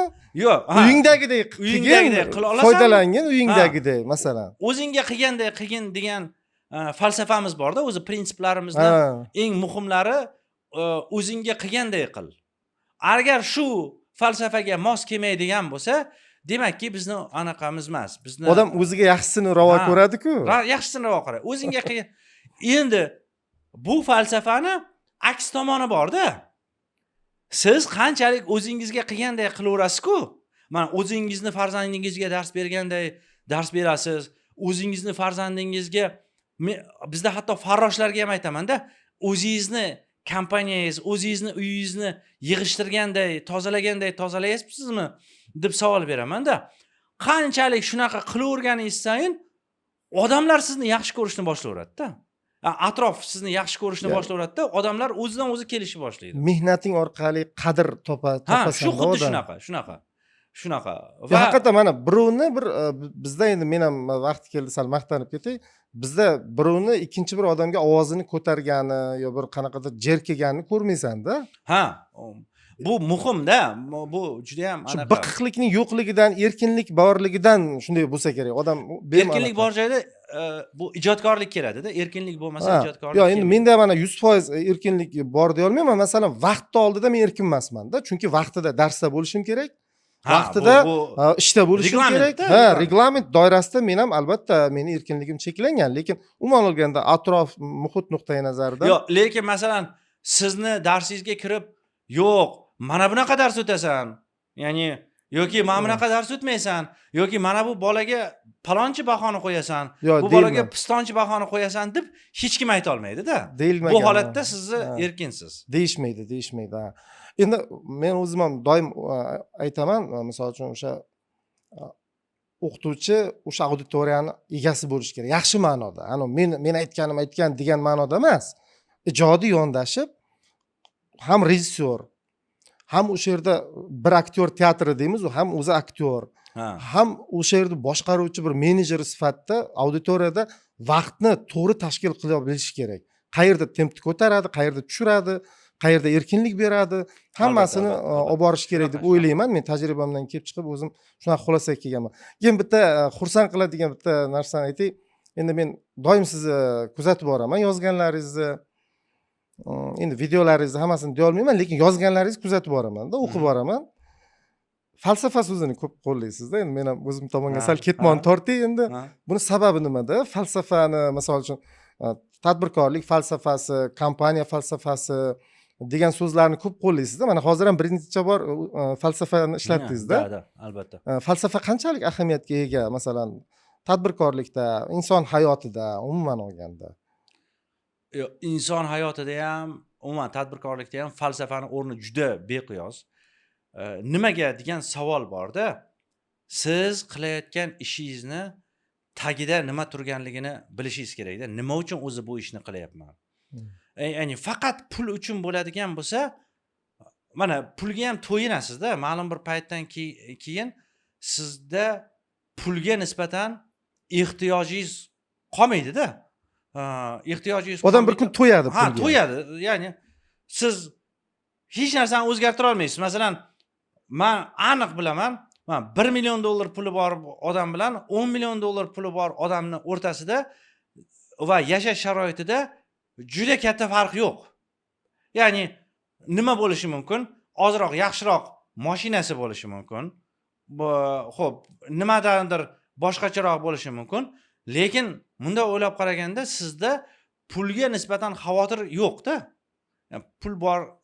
Endi nima degan savolga javob topishingiz uchun sizni doimiy ravishda falsafangiz turish kerak-da. Nima uchun bu ishni qilyapman degan falsafaga ushlab olmasangiz, ana pulga qarab ketib qolasiz-da, material holatga qarab ketib qolaverasiz. U odam uzoqqa bormaydi. Material holat sizni uzoqqa olib bormaydi. O'sha uchun kompaniyalarda, masalan, juda katta kompaniyalarda missiya, falsafa degan tushunchalar bu birinchi o'rinda turadi. Ularga puldan muhimroq narsalar bor-da. Pul o'zi ahamiyatini yo'qotib bo'lgan kompaniyalarda va endi ular nima qiladi? Ya'ni bizni asosiy missiyamiz, katta big missiyamiz, big ideyamiz, big g'oyamiz nima degan savolga javob topish uchun o'sha missiyani bajarish uchun ishlaydi-da va kompaniya o'z-o'zidan bir yoqadan bosh chiqarganday ishlaydi.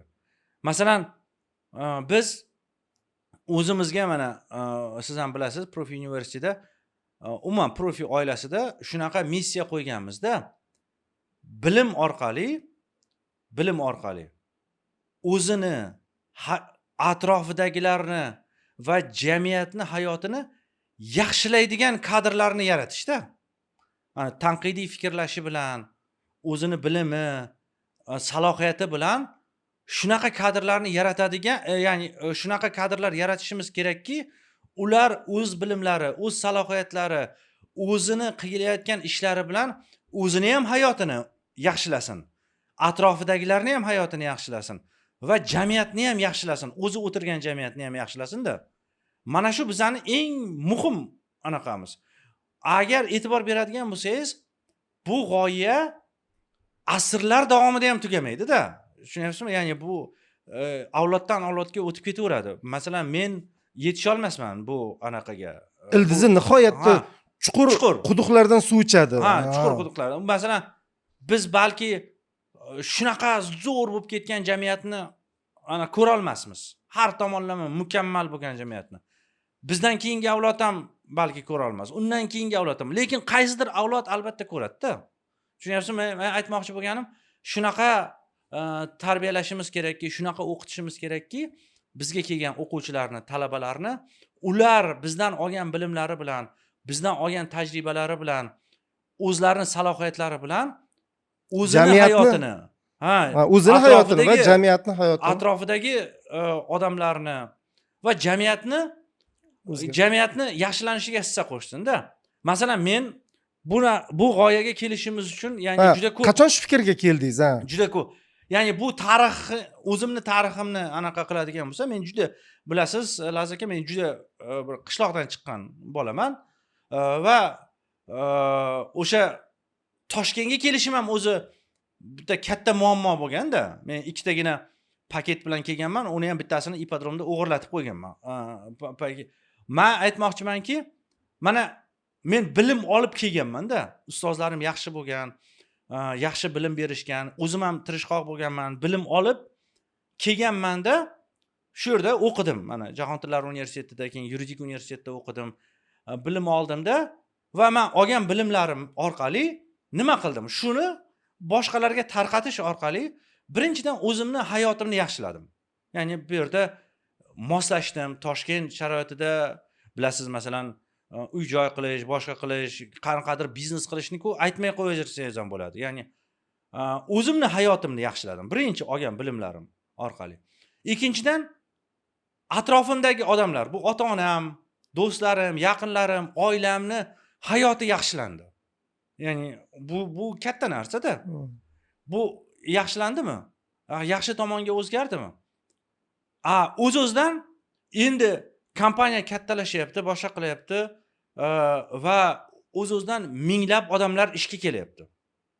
Minglab odamlar ishga kelyapti-da va ular kompaniyadan oylik olyapti. Oylik olib, ularning hayoti yaxshilanishni boshladi. Ya'ni men o'zim yashayotgan jamiyatning qaysidir qismini yaxshilashni boshladim-da. Demakki, missiya nimadan keldi? Biz shunday bolalarni tarbiyalashimiz kerakki, shunaqa bolalarga bilim berishimiz kerakki, ular bizdan olgan bilimlari bilan birinchi navbatda o'zlarining hayotlarini, keyin yaqinlarining hayotlarini, undan keyin o'sha atrofidagi jamiyatning hayotini yaxshilashi kerak. Mana shu eng katta missiyamiz. Shu uchun ishlaymiz. Ya'ni pul uchun emas, qandaydir menga hozir pulni ahamiyati juda anaqa kamayib ketgan. U kompaniyamdagilarga ham shunaqa. Butun mana shu falsafa butun kompaniyani bir yoqadan bosh chiqarishga undaydi-da. Majbur qiladi. O'z-o'zidan ya'ni pul ikkinchi darajaga tushib qoladi. Shu anaqasi. Keyin ikkinchi bir tushuncha bor. Sizni yozganlaringizda bir asosiy bir mag'zini deymizmi, o'zagini tashkil qiladigan bu adolat tushunchasida. Shundan kelib chiqib, masalan, siz jahon tillarini bitirgan bo'lsangiz ham keyinchalik o'sha yuristlikka, o'sha yuridik universitetga yetaklagan omil ham shu bo'lsa kerak. Qaniydir adolatsizlikka chidamaslik unga har qanday sharoitda ham qarshi turish. Mana misol uchun ko'pchilik to'g'risini aytaylik, masalan, e, biznesni, tadbirkorlikni, foydani o'z oldiga qo'ygan odamlar ko'pincha har xil bahsli, ziddiyatli holatlarga kirishdan ehtiyot bo'lishadi. Iloji boricha diplomatik munosabatga kirishadi hamma bilan. Ya'ni sirtiga suv yuqtirmaydi deydi-yu. Mana kuzatamiz, bor-ku shunaqa kamdan kam sizdek masalan jamiyatga foyda bo'lsin, hammani hayoti yaxshilansin deb. Masalan sizga men doim postlaringizni o'qib boraman. Umuman aloqasi bo'lmagan qandaydir qayerdadir respublikani qayerdadir bir adolat borasida muammoli kes bo'lsa, darhol shunga siz aks-sado berasiz, o'zingizni nuqtai nazaringizni doim bildirasiz-da. Tinchgina yursangiz bo'lmaydimi? Masalan, o'zingizga dushman orttirib, qanaqadir shu haqida o'ylab ko'rganmisiz hech? Lazaka buni ko'pchilik aytgan. O'zi menga, masalan, ota-onam ham, boshqalar ham ko'pchilik aytadi. Lekin Lazaka bilasizmi bitta narsada, tinchgina yursangiz ham bo'ladi o'zi aslida. Ya'ni tinchgina hech narsa qilmasdan, ovozingizni ham chiqarmasdan biznesingizni qilib yuravering deganlar ham ko'p bo'ladi. Lekin boyagi adolat prinsipi bor-ku, ichingizdagi bolacha sizni qitiqlaydi-da, va o'zimni vijdonim oldida haq bo'lishim kerak-da. Ya'ni men vijdonim oldida to'g'ri ish qilyapmanmi shu narsani yoki yo'q, mayli boshqalar qo'yib turaylik. Men ertaga masalan o'zimga oynaga qarab shu gaplarni gapirganman va shu gaplar to'g'rimi bo'lganmi, noto'g'ri bo'lganmi degan savolni o'zimga berishni bir qanaqadir boshqacha yo'lini ko'ra olmayman-da. Va qayerdadir adolatsizlik bo'ladigan bo'lsa, bunga ham chidab turishim juda qiyin. Keyin Lazaka yana bitta narsa, masalan, mana nima desam ekan, universitetda ham, umuman Profi Group kompaniyada ham bilasiz, siz bizda masalan ishlaganingizga ham 4,5 yil bo'lyapti. Bu ham juda katta aslida srok, o'zi masalan odamni bilib olish uchun.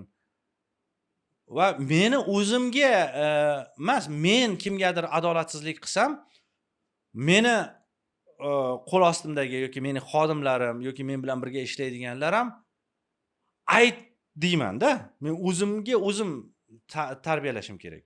Ya'ni men ham insonman, qayerdadir adolatsizlik qilishim mumkin. Va hozir shunaqa komanda shakllanganki, menga sovet bittada aytadi. Nimadir xato qiladigan bo'lsam, mana bu yerda xato qilding yoki mana bu yerda adolatsizlik qilding. Mana bu yerda mana bunaqa qilding. Men ko'proq cho'rt kesarroqman-da, birdaniga aytib qo'yaman gaplarimni. Ichimdagini to'kib sochishim kerak va birdaniga aytib qo'yganimda qayerdadir xatolar qilasiz o'zi. Bu chunki adolat prinsipi buzilib qolishi mumkin-da. Agar o'sha adolat prinsipi buziladigan bo'lsa, menga aytishadi va men o'zim o'ylab va o'zim shu qarorga ham kelaman. Hatto shunaqa holatlar bo'lgan, men bu qilgan xatolarimni hatto yozib ham chiqqanman-da. Men shu yerda xato qildim va uzr so'radim, boshqa qildim. Uzr so'ragan bilan hech kimning bo'yni egilib qolmaydi, lekin eng asosiysi siz vijdoningiz oldida erkin bo'lishingiz kerak-da. Shu menga muhim. Endi e'tirof etish kerak. Endi balkim o'rinlimi, o'rinsizmi, hozir aytkim kelyapti bitta fikrni. Mana jamiyatni yaxshilash, atrofingni yaxshilash, odamlarga qulaylik yaratish, mayli pulini olib bo'lsa ham qulaylik yaratish, masalan, xizmat ko'rsatish ularga. Masalan, chekka O'zbekistonning Toshkentning bir chekka tumani bo'lgan Bektemir tumani, masalan, bundan bir 5 yil oldin qanaqa edi-yu, bugun qanaqa? Men misol uchun har doim mashinada yurmayman-da, ko'pincha piyoda bir 2-3 ostanovka nariroqdan tushib qolib piyoda kelaman. Masalan, harakatni ko'raman, kuzataman. Odamlar ham jinni emas, bekorga yurayotgani yo'q. Va juda katta o'sha yerda bir o'quv, ma'rifiy, madaniy bir muassasa yuzaga keldiki, buni orqasidan juda katta men o'zim shuni sezaman, Bektemir tumanida yaxshigina investitsiya aylanyapti-da. Bunda sizni albatta hissangiz juda katta. Men shaxsan o'zim shu bir xalq vakili sifatida shu yurtni rivojiga befarq bo'lmagan odam sifatida men rahmat aytgan bo'lardim. Endi ikkinchi bir masala, siz mana bir oydan oshiq vaqt Amerika Qo'shma Shtatlarida bo'lib qaytdingiz. Amerika bu tadbirkorlar yurti, biznes vatani, haqiqiy bir kapitalizm o'sha yerda hukmron desak bo'ladi.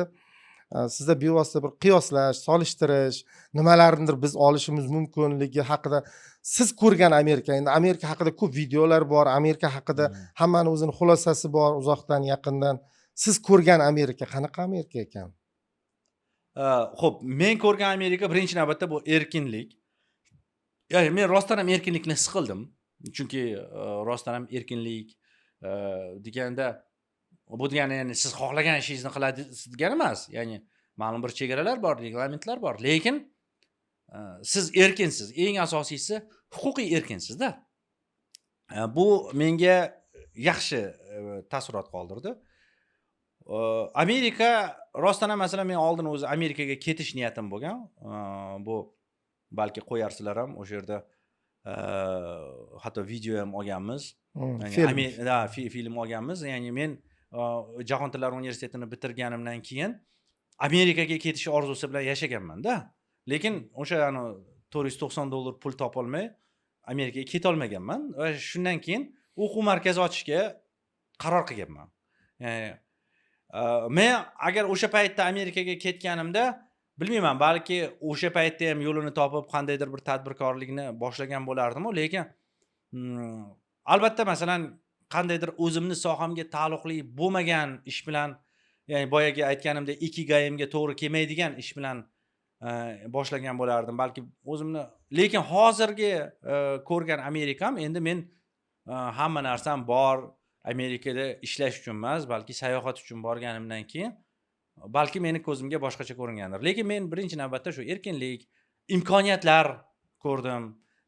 Imkoniyatlar, qanaqa imkoniyatlar borligini, qanaqa biznes uchun imkoniyatlar juda keng, rostdan ham masalan keng.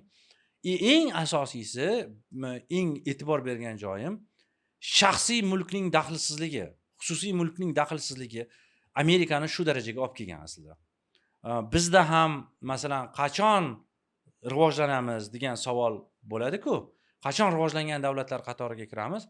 Qachonki bizda qonunlar to'g'ri ishlab, to'liq ishlab va xususiy mulk daxlsizligi kafolatlansa, o'shanda biz rivojlangan davlatlar qatoriga kiramiz.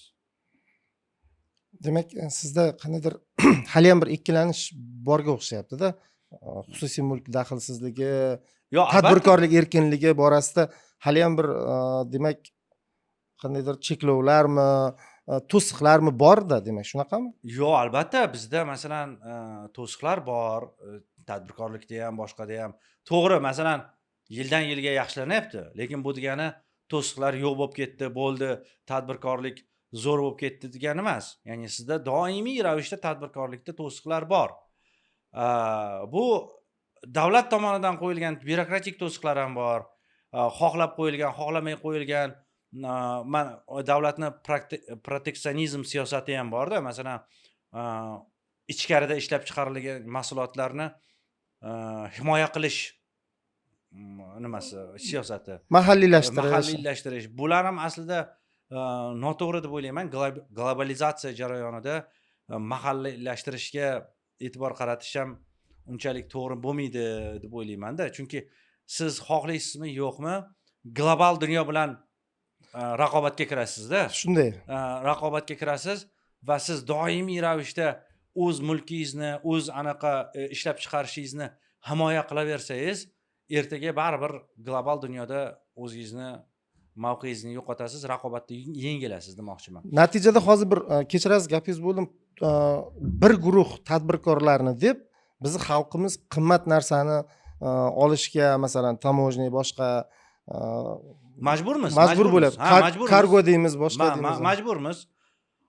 Va bu majburiyat aslida bizni orqaga olib ketaveradi. Ya'ni masalan kargodagi qo'yilgan majburiyatlar, boshqa majburiyatlar, bular hammasi orqaga tortish hisoblanaveradi.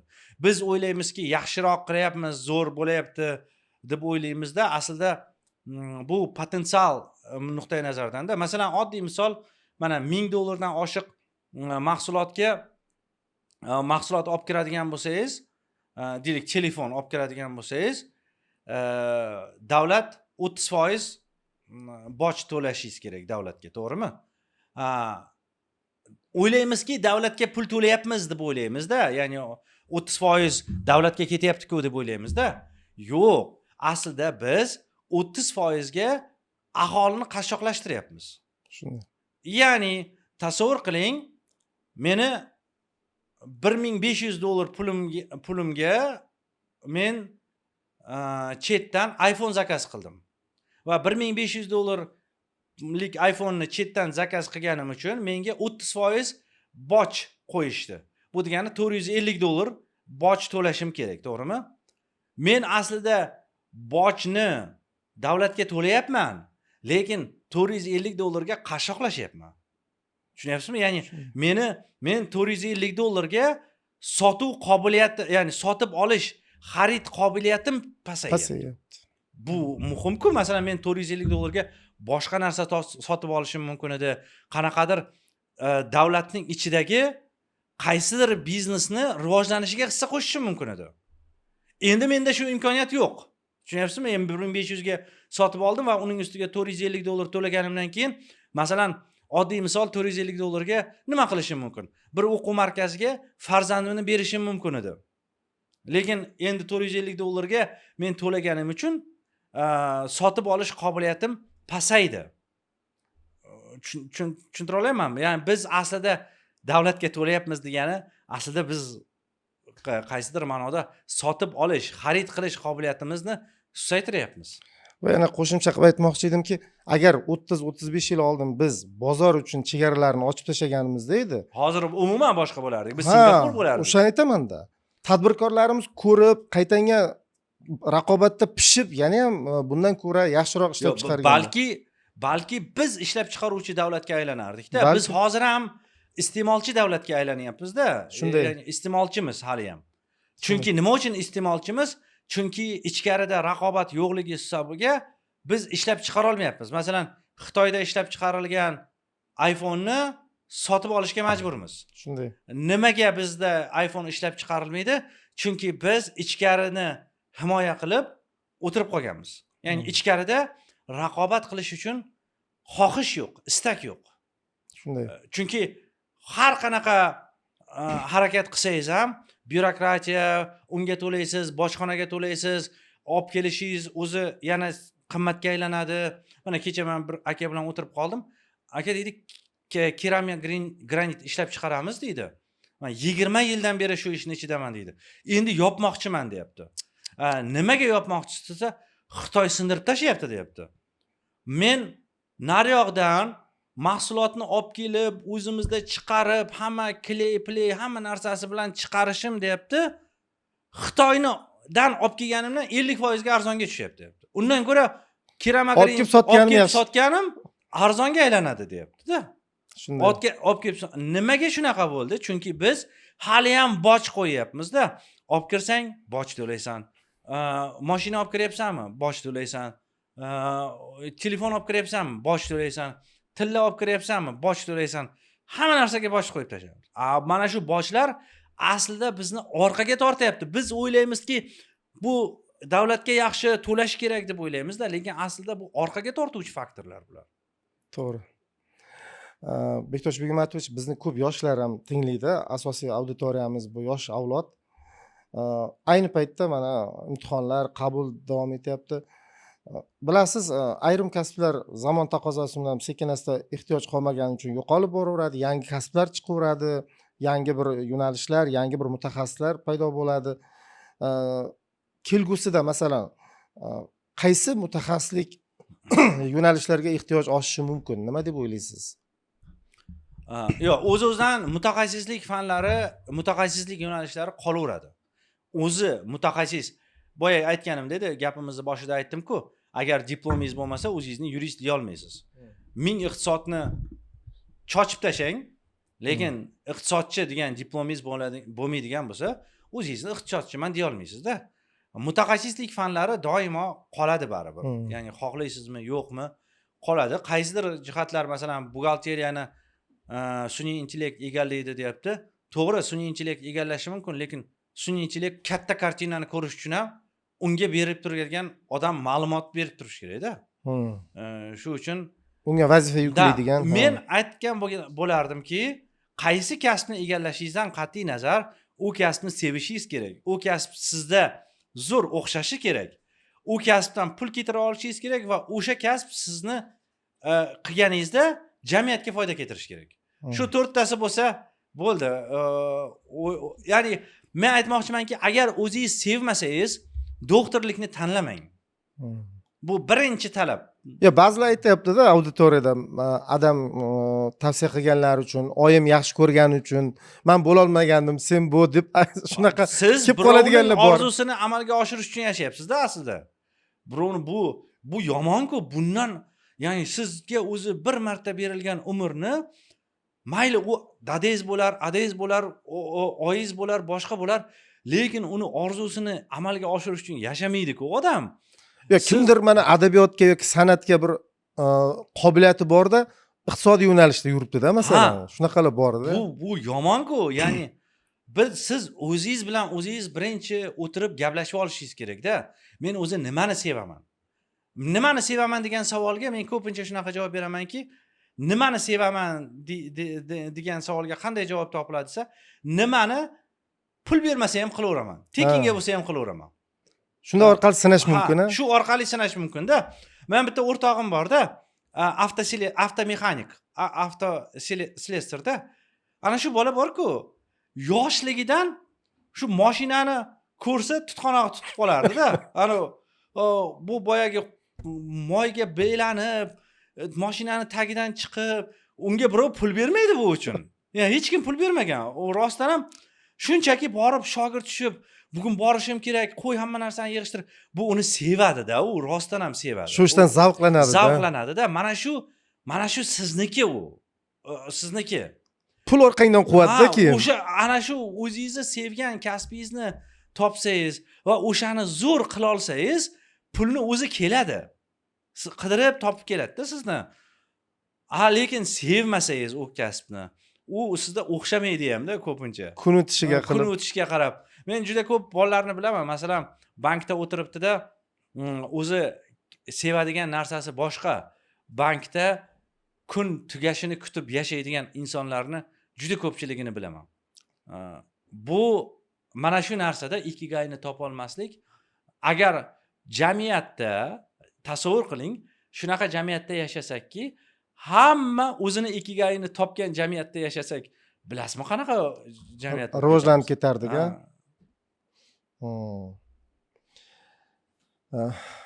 Ma'lumki, keyingi yillarda advokatlik faoliyatini ham olib boryapsiz. Siz hozirgacha duch kelgan bir eng ibratli yoki bir eng bir masalan xulosa qilish kerak bo'lgan bironta bir sud jarayonlarimi yoki bir voqeami qaysi biri? Mana shu yo'q, men endi ana sud jarayonida ibratli degan narsalarda qatnashmaysiz. Endi jinoyatda har xil jinoyatlar, saboq chiqarish kerak bo'lgan, saboq chiqarish kerak bo'lgan jinoyatlar borda. Endi rostdan ham yaqinda bittasi haqida ham yozdim. Qiz bilan yigit uchrashadi-da, tug'ilgan kunida uchrashadi-da. Qiz yigitga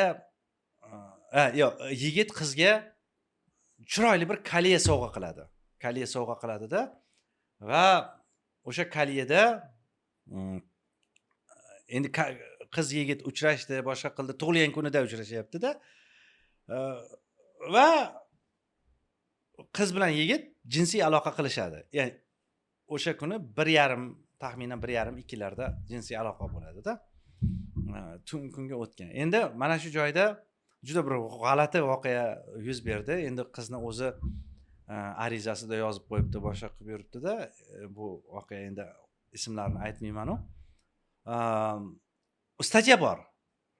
Statyaga ko'ra, ya'ni statyada shunaqa narsa borki, jinsiy zo'ravonlik 118 prim bir modda borda. O'sha jinsiy zo'ravonlik bor. Zo'ravonlik qilib nima qilish.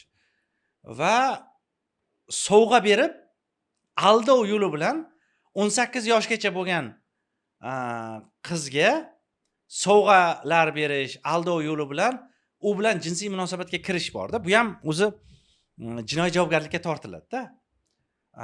Lekin e'tibor beringda, ya'ni sovg'ani u tug'ilgan kunida beryapti-da, u 18 yoshga kiryapti, soat 12 dan o'tyapti va 1:30 da jinsiy aloqa 18 yoshdan oshyapti. oshyapti-da. Ya'ni tushunishingiz uchun, ya'ni u 19 ga 18 dan o'tdi-da o'yinda bu. Ha. Endi bu jinoyat kodeksiga tushmay qoldi. Tushunyapsizmi? Ya'ni oradagi qandaydir 1,5 soat bolani qutqarib ketdi-da.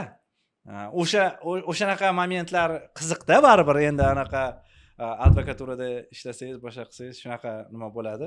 Har xil ishlar kelib qoladi-da. Endi birni ko'rib fikr qil, birni ko'rib shukur qil deydi-ku. Shunga o'xshab bu ham shunaqa momentlar bo'ladi nimada. Bu ham bir faoliyatingizni qirrasida sizga qanday bir tajriba, nima beryapti o'zi mana shu faoliyat sizga? Advokatlik Shunda ham ishingiz ko'p-ku o'zi deymanda. Advokatlik faoliyati bu o'ziga xos bir tajriba. Ya'ni bu ham yana o'sha missiyamga borib taqaladi-da. Ya'ni men qilayotgan ish jamiyatni birinchidan o'zimga yoqadi, ikkinchidan shuni qila olyapman qaysidir ma'noda, buning uchun pul olyapman va jamiyatga foyda keltiryapti-da. O'sha uchun masalan mana shunaqa narsalarni qilish menga qandaydir zavq bergani uchun qilaman. Men har doim ham bir ish olib, ishga ko'milib anaqa qilmayman-ku, lekin shunchalik zavq berganligi uchun shug'ullanaman. Ba'zan adolatsizlikka qarshi o'zimning ichimdagi tug'yonim, kurashim desam bo'ladi-da. Ha. Shu. Yaxshi. Bu yerda ham baribir balandparvoz bo'lsa ham ma'naviy qadriyatlar muhim o'rinda. Muhim. Endi ta'lim haqida ham ancha-muncha gaplashdik. Korrupsiya, ta'limda korrupsiya masalasiga ham bir to'xtalib o'tsak-da. Mana har yili mana shu yoz mavsumida falon joyga o'qishga kiritib qo'yaman deb qo'lga tushibdi degan xabarlar tez-tez internetda chiqardi. Hatto o'tgan yillar ham chiqqan edi. Bu yil yo meni ko'zim tushmadi, yo bu yil unaqa hodisa bo'lmayaptimi? Nima deysiz? Mana shu o'qishga qabul qilishlarda haqiqatan respublikada korrupsion holatlar keskin kamaydi deb hisoblaysizmi siz ham? Men ham shunaqa deb o'ylayman lekin-da. Chunki o'zimiz ham qarindosh urug'lar ichida yuribmiz, tanish bilishlar ichida yuribmiz. Oldin baribir odamlar aytishardi, palonchi pistonchi bilan gaplashibdi, pistonchi joyga o'qishga kirar ekan, kiribdi yoki degan gaplar bo'lardi. Oxir payt haqiqatan keskin kamaydimi deyman-da. O'qishga kirish jarayonlarida. Yo'q, Laz aka, men bunaqa e'lonlar rostdan ham kamaydi. Biz shunchaki korrupsiyani qonuniylashtirdik, xolos. Siz ham shu fikrga qo'shilasizmi? Men ham shu fikrga qo'shilaman. Chunki biz qonuniylashtirganimiz sababli o'zi aslida qachon korrupsiya paydo bo'ladi? Qonuniy yo'li yo'q bo'lsa paydo bo'ladi-da. Ya'ni biror ishni hal qilishning qonuniy yo'li mavjud bo'lmasa yoki qonuniy yo'li qimmatga aylansa, o'shanda paydo bo'ladi. Tasavvur qiling, mana masalan 2017-2018 yillarda o'sha super kontraktlar chiqqan paytlarda har bitta universitetga kirishning o'zini narxlari bo'lar edi. Masalan, yuridikka kirish 30 ming atrofida edi. 30 ming dollar atrofida edi. Anaqaga kirish, tibbiyotga kirish masalan shunaqa gaplar yurardi-da, mana 20 ming ekan, palonchi ekan, 10 ming ekan, 10 ming dollar ekan, boshqa ekan deblar. Endi agar o'sha universitetlar, o'sha yo'nalishlarni super kontraktlariga e'tibor beradigan bo'lsangiz, o'sha yo'nalishlardagi super kontraktlar ham deyarli bir xil. O'sha 30 mingga yaqin, masalan, yuridik yo'nalishda super kontrakti, masalan, yuridikniki hozir ham adashmasam shu 30 mingga yaqin summada yuradi. Nima uchun? Chunki odamlarning kutuvi bor edi. Shu kutuvni biz qonuniylashtirdik va shuni hisobiga endi puli borlar nima qilyapti? Puli borlar risk qilib, kimgadir pora berib qilmayapti-da, buni qonuniy davlatga to'lov qilib universitetga kirishyapti. Ya'ni bu bir, ikkinchidan davlatning xususiy universitetlarga ochgan imkoniyatlari ham sabab. Chunki shuncha pulni to'laganimdan ko'ra xususiyda 4 yil o'qib qo'ysam ancha arzonga aylanar ekan. Ya'ni xususiyga topshirib ham o'qishim mumkin ekan degan xayollar bor. Undan keyin yana boyagi holatlar, ana chetga ketish imkoniyatlari ham kengayib ketdi-da. Chetki universitetlarni o'zlari kelib, o'zlarini reklama qilib, ko'rgazmalar tashkil qilib olib ketish imkoniyatlari ham ko'payib ko'payib ketdi. ketdi. Shuni hisobiga bu narsalar endi tobora kamayib boryapti, kamayib boraveradi va har doim shunaqa bo'ladi. Ya'ni korrupsiya qanchalik qonuniylashtirsa, va bu yomon narsa emas aslida. Masalan, men O'shada yomon emas-da. yomon U kassaga to'layapti. Uni bir me'yoriy hujjatlari bor. Shu asosda to'lov har qilinadi. qanaqa narsani, har qanaqa korrupsiyani qonuniylashtirsangiz, u yo'q bo'lib ketadi-da. Masalan, Amerika fuqaroligini olgan do'stim bor. U aytayapti, nima pasport olishim kerak deyapti-da, O'zbekistonga kelish uchun pasport olishim kerak deyapti va pasport olishni normal srogi bor, 15 kunda chiqar ekan, lekin sizga tezroq kerak bo'ladigan bo'lsa 2 barobar ko'proq pul to'laysiz, ya'ni $100 to'laydigan bo'lsangiz normaliga 2 barobar $300 to'laysiz, sizga 3 kunda chiqarib beradi. Ya'ni siz kimgadir borib, aka biznikini tezlashtirib bering, biznikini birinchi qilib bering deb o'tirmaysiz. Real qonuniy yechim. Ya'ni siz ko'proq pul to'laysiz, bo'ldi. Shu uchun mana shunaqa narsalar. Hatto buni masalan navbatga turish bo'yicha korrupsiyani oldini olishlar bor-da, chet davlatlarda. Masalan Koreya yoki Yaponiya yoki Amerika davlatlarida iPhone'lar birinchi chiqqanda odamlar navbatga turib olishadi. iPhone yoki boshqa qanaqadir bir mahsulotlar chiqqanda navbatga turadi-da va navbatga turib beruvchi odamlar bor. O'rniga. Sizni o'rningizga navbatga turib beradi. Navbatingiz yaqin qolganda siz navbatni sotib olasiz. Ya'ni bunday o'ylab qaraganda siz boshqalarning huquqlarini poymol qilmayapsiz, buzmayapsiz. Shunchaki siz pul to'lov qilib, vaqtingizni ketkazmasdan o'sha narsani sotib olyapsiz. Bu ham aslida bunday o'ylab qaraganda chetdan qarasangiz korrupsiya, lekin bu qonuniy. Hech kim e'tiroz bildirmayapti.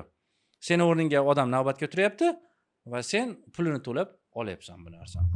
Mutaxassis bilish kerak bo'lgan bilimni, ma'lumotni hali kecha maktabdan chiqib kelayotgan abituriyentga qo'yishganda testlarga, shunaqa murakkab testlar. Shularga munosabatingiz qanaqa degan savol. Bu asosan huquq yo'nalishida bo'lyapti. Huquq yo'nalishida. Men bitta narsa, oldinlari abituriyentlar faqatgina davlat dasturlarida ko'rsatilgan, davlat ta'lim dasturlarida ko'rsatilgan o'sha dasturlar bo'yicha test qilinardi-da. Darsliklar asosida bo'yicha.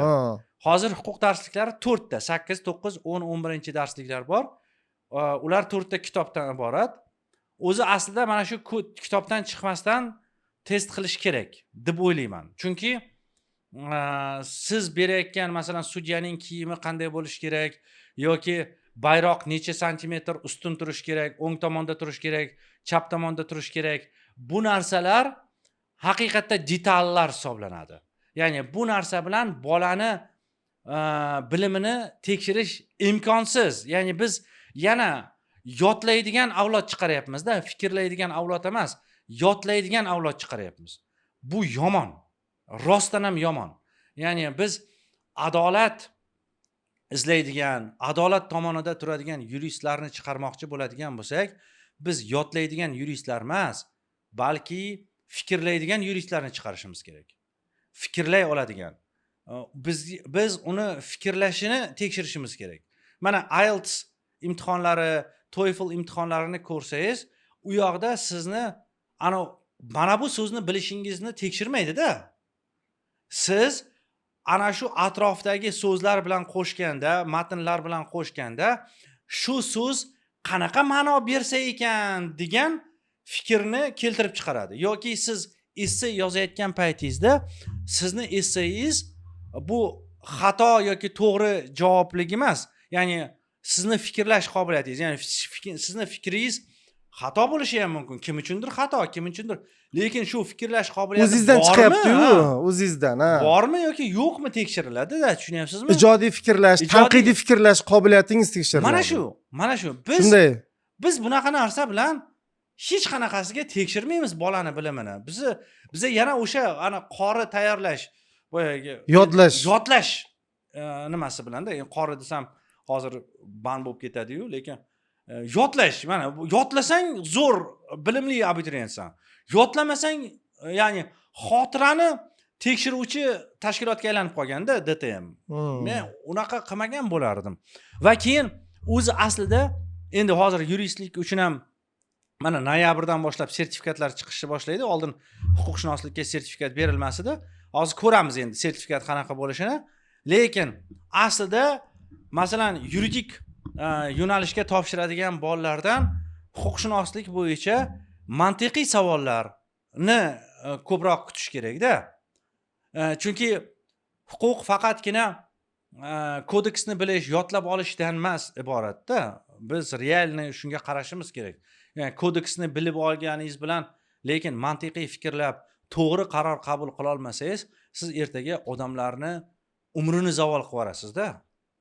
Ya'ni kodeks bir nima deyishi mumkin, lekin siz mantiqiy fikrlar olmayapsiz. Bektosh Begmatovich, ko'proq hozir mana oliy ta'lim haqida gaplashdik-da. Davlat mana keyingi yillarda xabaringiz bor, nafaqat oliy ta'limda, balki o'sha bolalar bog'chalari, umumiy o'rta ta'limda ham sekin-asta deylik xususiy ta'limga keng o'rin berdi. Juda ko'plab bugun bog'chalar ochilgan, xususiy yoki maktablar ochilgan. Lekin shunga qaramasdan hali ham masalan umumiy o'quvchilar kontingentini qamrab olish imkoniyati bo'layotgan yo'q, maktablarda ham, bog'chalarda ham-da endi muammolar juda tiqilyapti-da endi ochiq gap. Ayniqsa mana Toshkent shahrini qaraydigan bo'lsak, davlat umumiy o'rta ta'lim maktablarida masalan har biriga belgilangan o'zining standart kvadratlari bor. Lekin shunga qaramay bir sinfda 40 ta 45 ta bola o'tiribdi-da. 40 ta 45 ta bola. Hali bu yoqdan qurishadi, hali bu yoqdan buzishadi yoki bir shart-sharoitlarni yetarlicha qilish bo'yicha ham muammolar bor yoki darslarni tashkil qilishdagi bardaklar. Men o'zim bir 4 oy dars berib ko'rdim. Ochiq aytsam qochib ketdim keyin maktabdan. Shu darajada dars o'tayapsiz. Dars muqaddas degan tushuncha umuman yo'q. Istagan paytda yo direktor o'rinbosari yo istalgan o'qituvchi bostirib kirib keladi. Na salom bor, na alik bor. Bir keladida mana bu narsa men narsam edi deb siz dars o'tib turgan instrumentlarni, ekranlarda ham yo kabellarni ham olib chiqib ketaveradi. Shu darajada endi bardak. Bu Toshkent shahrida. Yoki o'qituvchilar o'sha dars boshlanguncha 10-15 minut telefonda gaplashib o'tirib, bolalarga o'zlaring bajaringlar, mana buni ko'chiringlar deb topshiriq berib qo'yib, shu darajada bilmayman. Siz nima deb o'ylaysiz? Mana doim shu ta'lim haqida siz ham bosh qotirasiz, o'ylaysiz. Hamma ota-ona ham iloji boricha yaxshi dars beradigan joyga bolasini olib borishni xohlaydi. Lekin nimagadir yaxshi yo'lga qo'yilmayapti-da. Nima qilish kerak deb o'ylaysiz? Mana maktab, chunki bizga universitetga ham o'quvchi abituriyent maktabdan keladi-da. Ertaga maktabda agar fundament yaxshi bo'lmasa, universitetda u shakllangan 18-20 bolani biz qayta tarbiyalashimiz, qayta shakllantirishimiz qiyin kechadi, fundament bo'lmasa. To'g'ri, Lazaka, men hozir masalan mana bunaqa bitta buni bitta yechimi yo'q-da o'zi. Ayni bir necha masalan. Masalan, bunday qilsangiz, mashina muruvvatni bundoq burab qo'ysak to'g'rilanib ketadi degan emas. Bu umumiy katta masala hisoblanadi. Bu uchun juda ko'plab tadqiqotlar o'tkazish kerak. Men o'ylardimki, bizni o'zi ta'lim tizimimizda tadqiqot yetishmaydi. Masalan, qaror qabul qilishdagi tadqiqot. Deylik, masalan, men bu qarorni qabul qilyapmizmi? Nima uchun shu qarorni qabul qilyapmiz degan savolning tagida ma'lum bir katta tadqiqotlar ishlash kerak-da. Masalan, fin ta'limi deyapmiz. Yoki Yapon ta'limini deyapmiz, yoki Singapurskini olib kelayotganmiz deyapmiz-da. Yo, to'xtab tur. Buni tadqiqotini qilaylik. Oldin bitta sinfda sinab ko'raylik. Qanaqa bir 6 oy sinab ko'raylik, keyin anaqa qilamiz degan narsalarga o'sha tadqiqotlar yo'q deyman, birinchidan. Ikkinchidan, tadqiqot instituti ishlash kerak-da, bu yerda. Tadqiqot instituti ishlash kerak. Endi tadqiqot albatta pul turadi-da. Pul iqtisodiy narsaga borib taqaladi. Ya'ni bolalarni maktabga bo'lgan, bolalarni darsga bo'lgan qiziqishni uyg'otish uchun ham qanday qilsak uyg'otamiz degan savolni qo'yib, o'shaning tagida tadqiqot olib borish kerak deb o'ylayman va undan keyin tadqiqotlarni test qilib ko'rish kerak. Va test qilib ko'rib, u natijasini bergandan keyin ommaviy qabul qilsak bo'ladi bu narsaga deyman-da. O'sha tadqiqot institutining yetishmasligi bizga minusga ishlaydi doimo qaror qabul qilishimiz. Deymanda masalan mana ma'naviyat bo'yicha zamdirektor o'rinbosari direktor o'rinbosari degan tugatilib nimadir paydo bo'ldi. Anaqa direktor yordamchisimi, menejermi shunaqa narsa paydo bo'ldi-da. Mana shu narsa qayerdan paydo bo'ldi? Ya'ni nima uchun biz tadqiqot qilmadik bu narsani? Har bitta narsamizni ichida tadqiqot turishi kerak-da. Masalan, direktor o'rinbosari degan nima lavozimni olib tashlayapmizmi? Nima tadqiqotga ko'ra olib tashlayapmiz? Yoki boyagi nima edi? Chiqdi-ku, qizil, sariq, yashil maktablar, maktablar. Qizil, yashil, qizil bo'lsa direktor ishdan ketadi, boshqa qiladi. Okey, shuni qizil bo'lishi uchun nimalar bo'ldi o'zi? Shu tadqiqot yo'q. Yoki buni yashil bo'lishi uchun nimalar bo'ldi? Balki boyagi yashildagi direktor yaxshi ishlamagandir. Shunchaki nima edi? U repetitor, ya'ni shunaqa maktablar bor ekan, repetitorni yollaydi, darslar o'tilmaydi-da, 10-11 sinflarga faqat repetitor maktabda dars beradi. Boshqa darslar o'tilmaydi-da, faqat maktabda dars beriladi-da, natijada boyagi 11-sinflar 100%, ya'ni 90% dan yuqori natija bilan o'qishlarga kirishadi. Yoki juda bo'lmasa, ana xususiyga borib, xususiy imtihonsiz qabul qiladigan universitetlarga borib, topshirtirib, natijani zo'r qilib qo'yishadi-da. Ya'ni bu tadqiqoti bo'lish kerak-da. Nima uchun bu yashilda turibdi? Nima uchun bu sariqda turibdi? Nima uchun bu qizilda turibdi? Qizildan yashilga o'tish uchun nimalar turtki bo'ldi? Davay shuni ishini o'rganaylik, shuni tadqiqot qilaylik degan tadqiqot instituti yetishmaydi. Endi boyagi holatga keladigan bo'lsak, maktablar yetishmasligi. Maktablar yetishmasligi bu maktablar qurilmasligidan dalolat. Masalan, 90-yillar boshlarida bir statistika ko'rgan edim. 8000 nafarga yaqin 8000 nafarda 8000 tacha maktab bo'lgan ekan. 90-biz boshida aholimiz 20 million edi o'sha payt. 20 million edi. Hozir masalan aholimiz 40 million, lekin maktablarimiz soni 10 ming qancha? 11 mingga bormaydi. 11 mingga bormaydi. Ya'ni bu degani siz mutanosiblik prinsipi yo'qolganda, o'sha paytlarda maktablarni qurmaganligimiz hozir o'sha 40 talab o'tirishga majbur bo'lyapti. Men doim aytaman-da, strategik xatolarni kichik g'alabalar bilan qoplab ketib bo'lmaydi. Hozir masalan biz harakat qilyapmiz, davlat harakat qilyapti, xususiyga o'tkazishga, xususiylarni ochishga harakat qilyapti, lekin birdaniga massiviy xususiylar ochilib keta olmayapti-da. Chunki bu katta pul, katta bunaqa masalan tadbirkorlik, boshqa o'zi maktabdan foyda qilish juda og'ir jarayonda. Ya'ni siz 5-7 yillik pulingizni tikib qo'yasiz, kamida 5-7 yil deganda o'zini oqlasa ham katta gap. Va bunga hamma tadbirkor ham bunga bormaydi. Bunaqa risk qilmaydi. Bunaqa risk qilmaydi.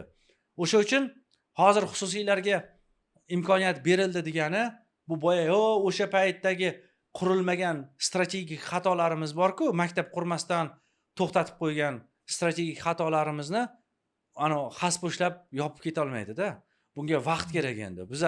Biz tezroq maktab qurishimiz kerak. Ya'ni tezroq maktablarni ko'paytirishimiz kerak-da. Maksimal tezroq. Davlat ham quraverish kerak, xususiylar ham ochilaverish kerak, davlatni yordami bilan ochilish kerak. Davlat qandaydir bir maksimal qanchalik tezroq maktab qursak, shunchalik o'sha muammolarimiz yechiladi-da. Yaqinda xabar chiqdi-ku, cashbacklar berilmasa, har yili 150 ta bog'cha qursa bo'lar ekan degan.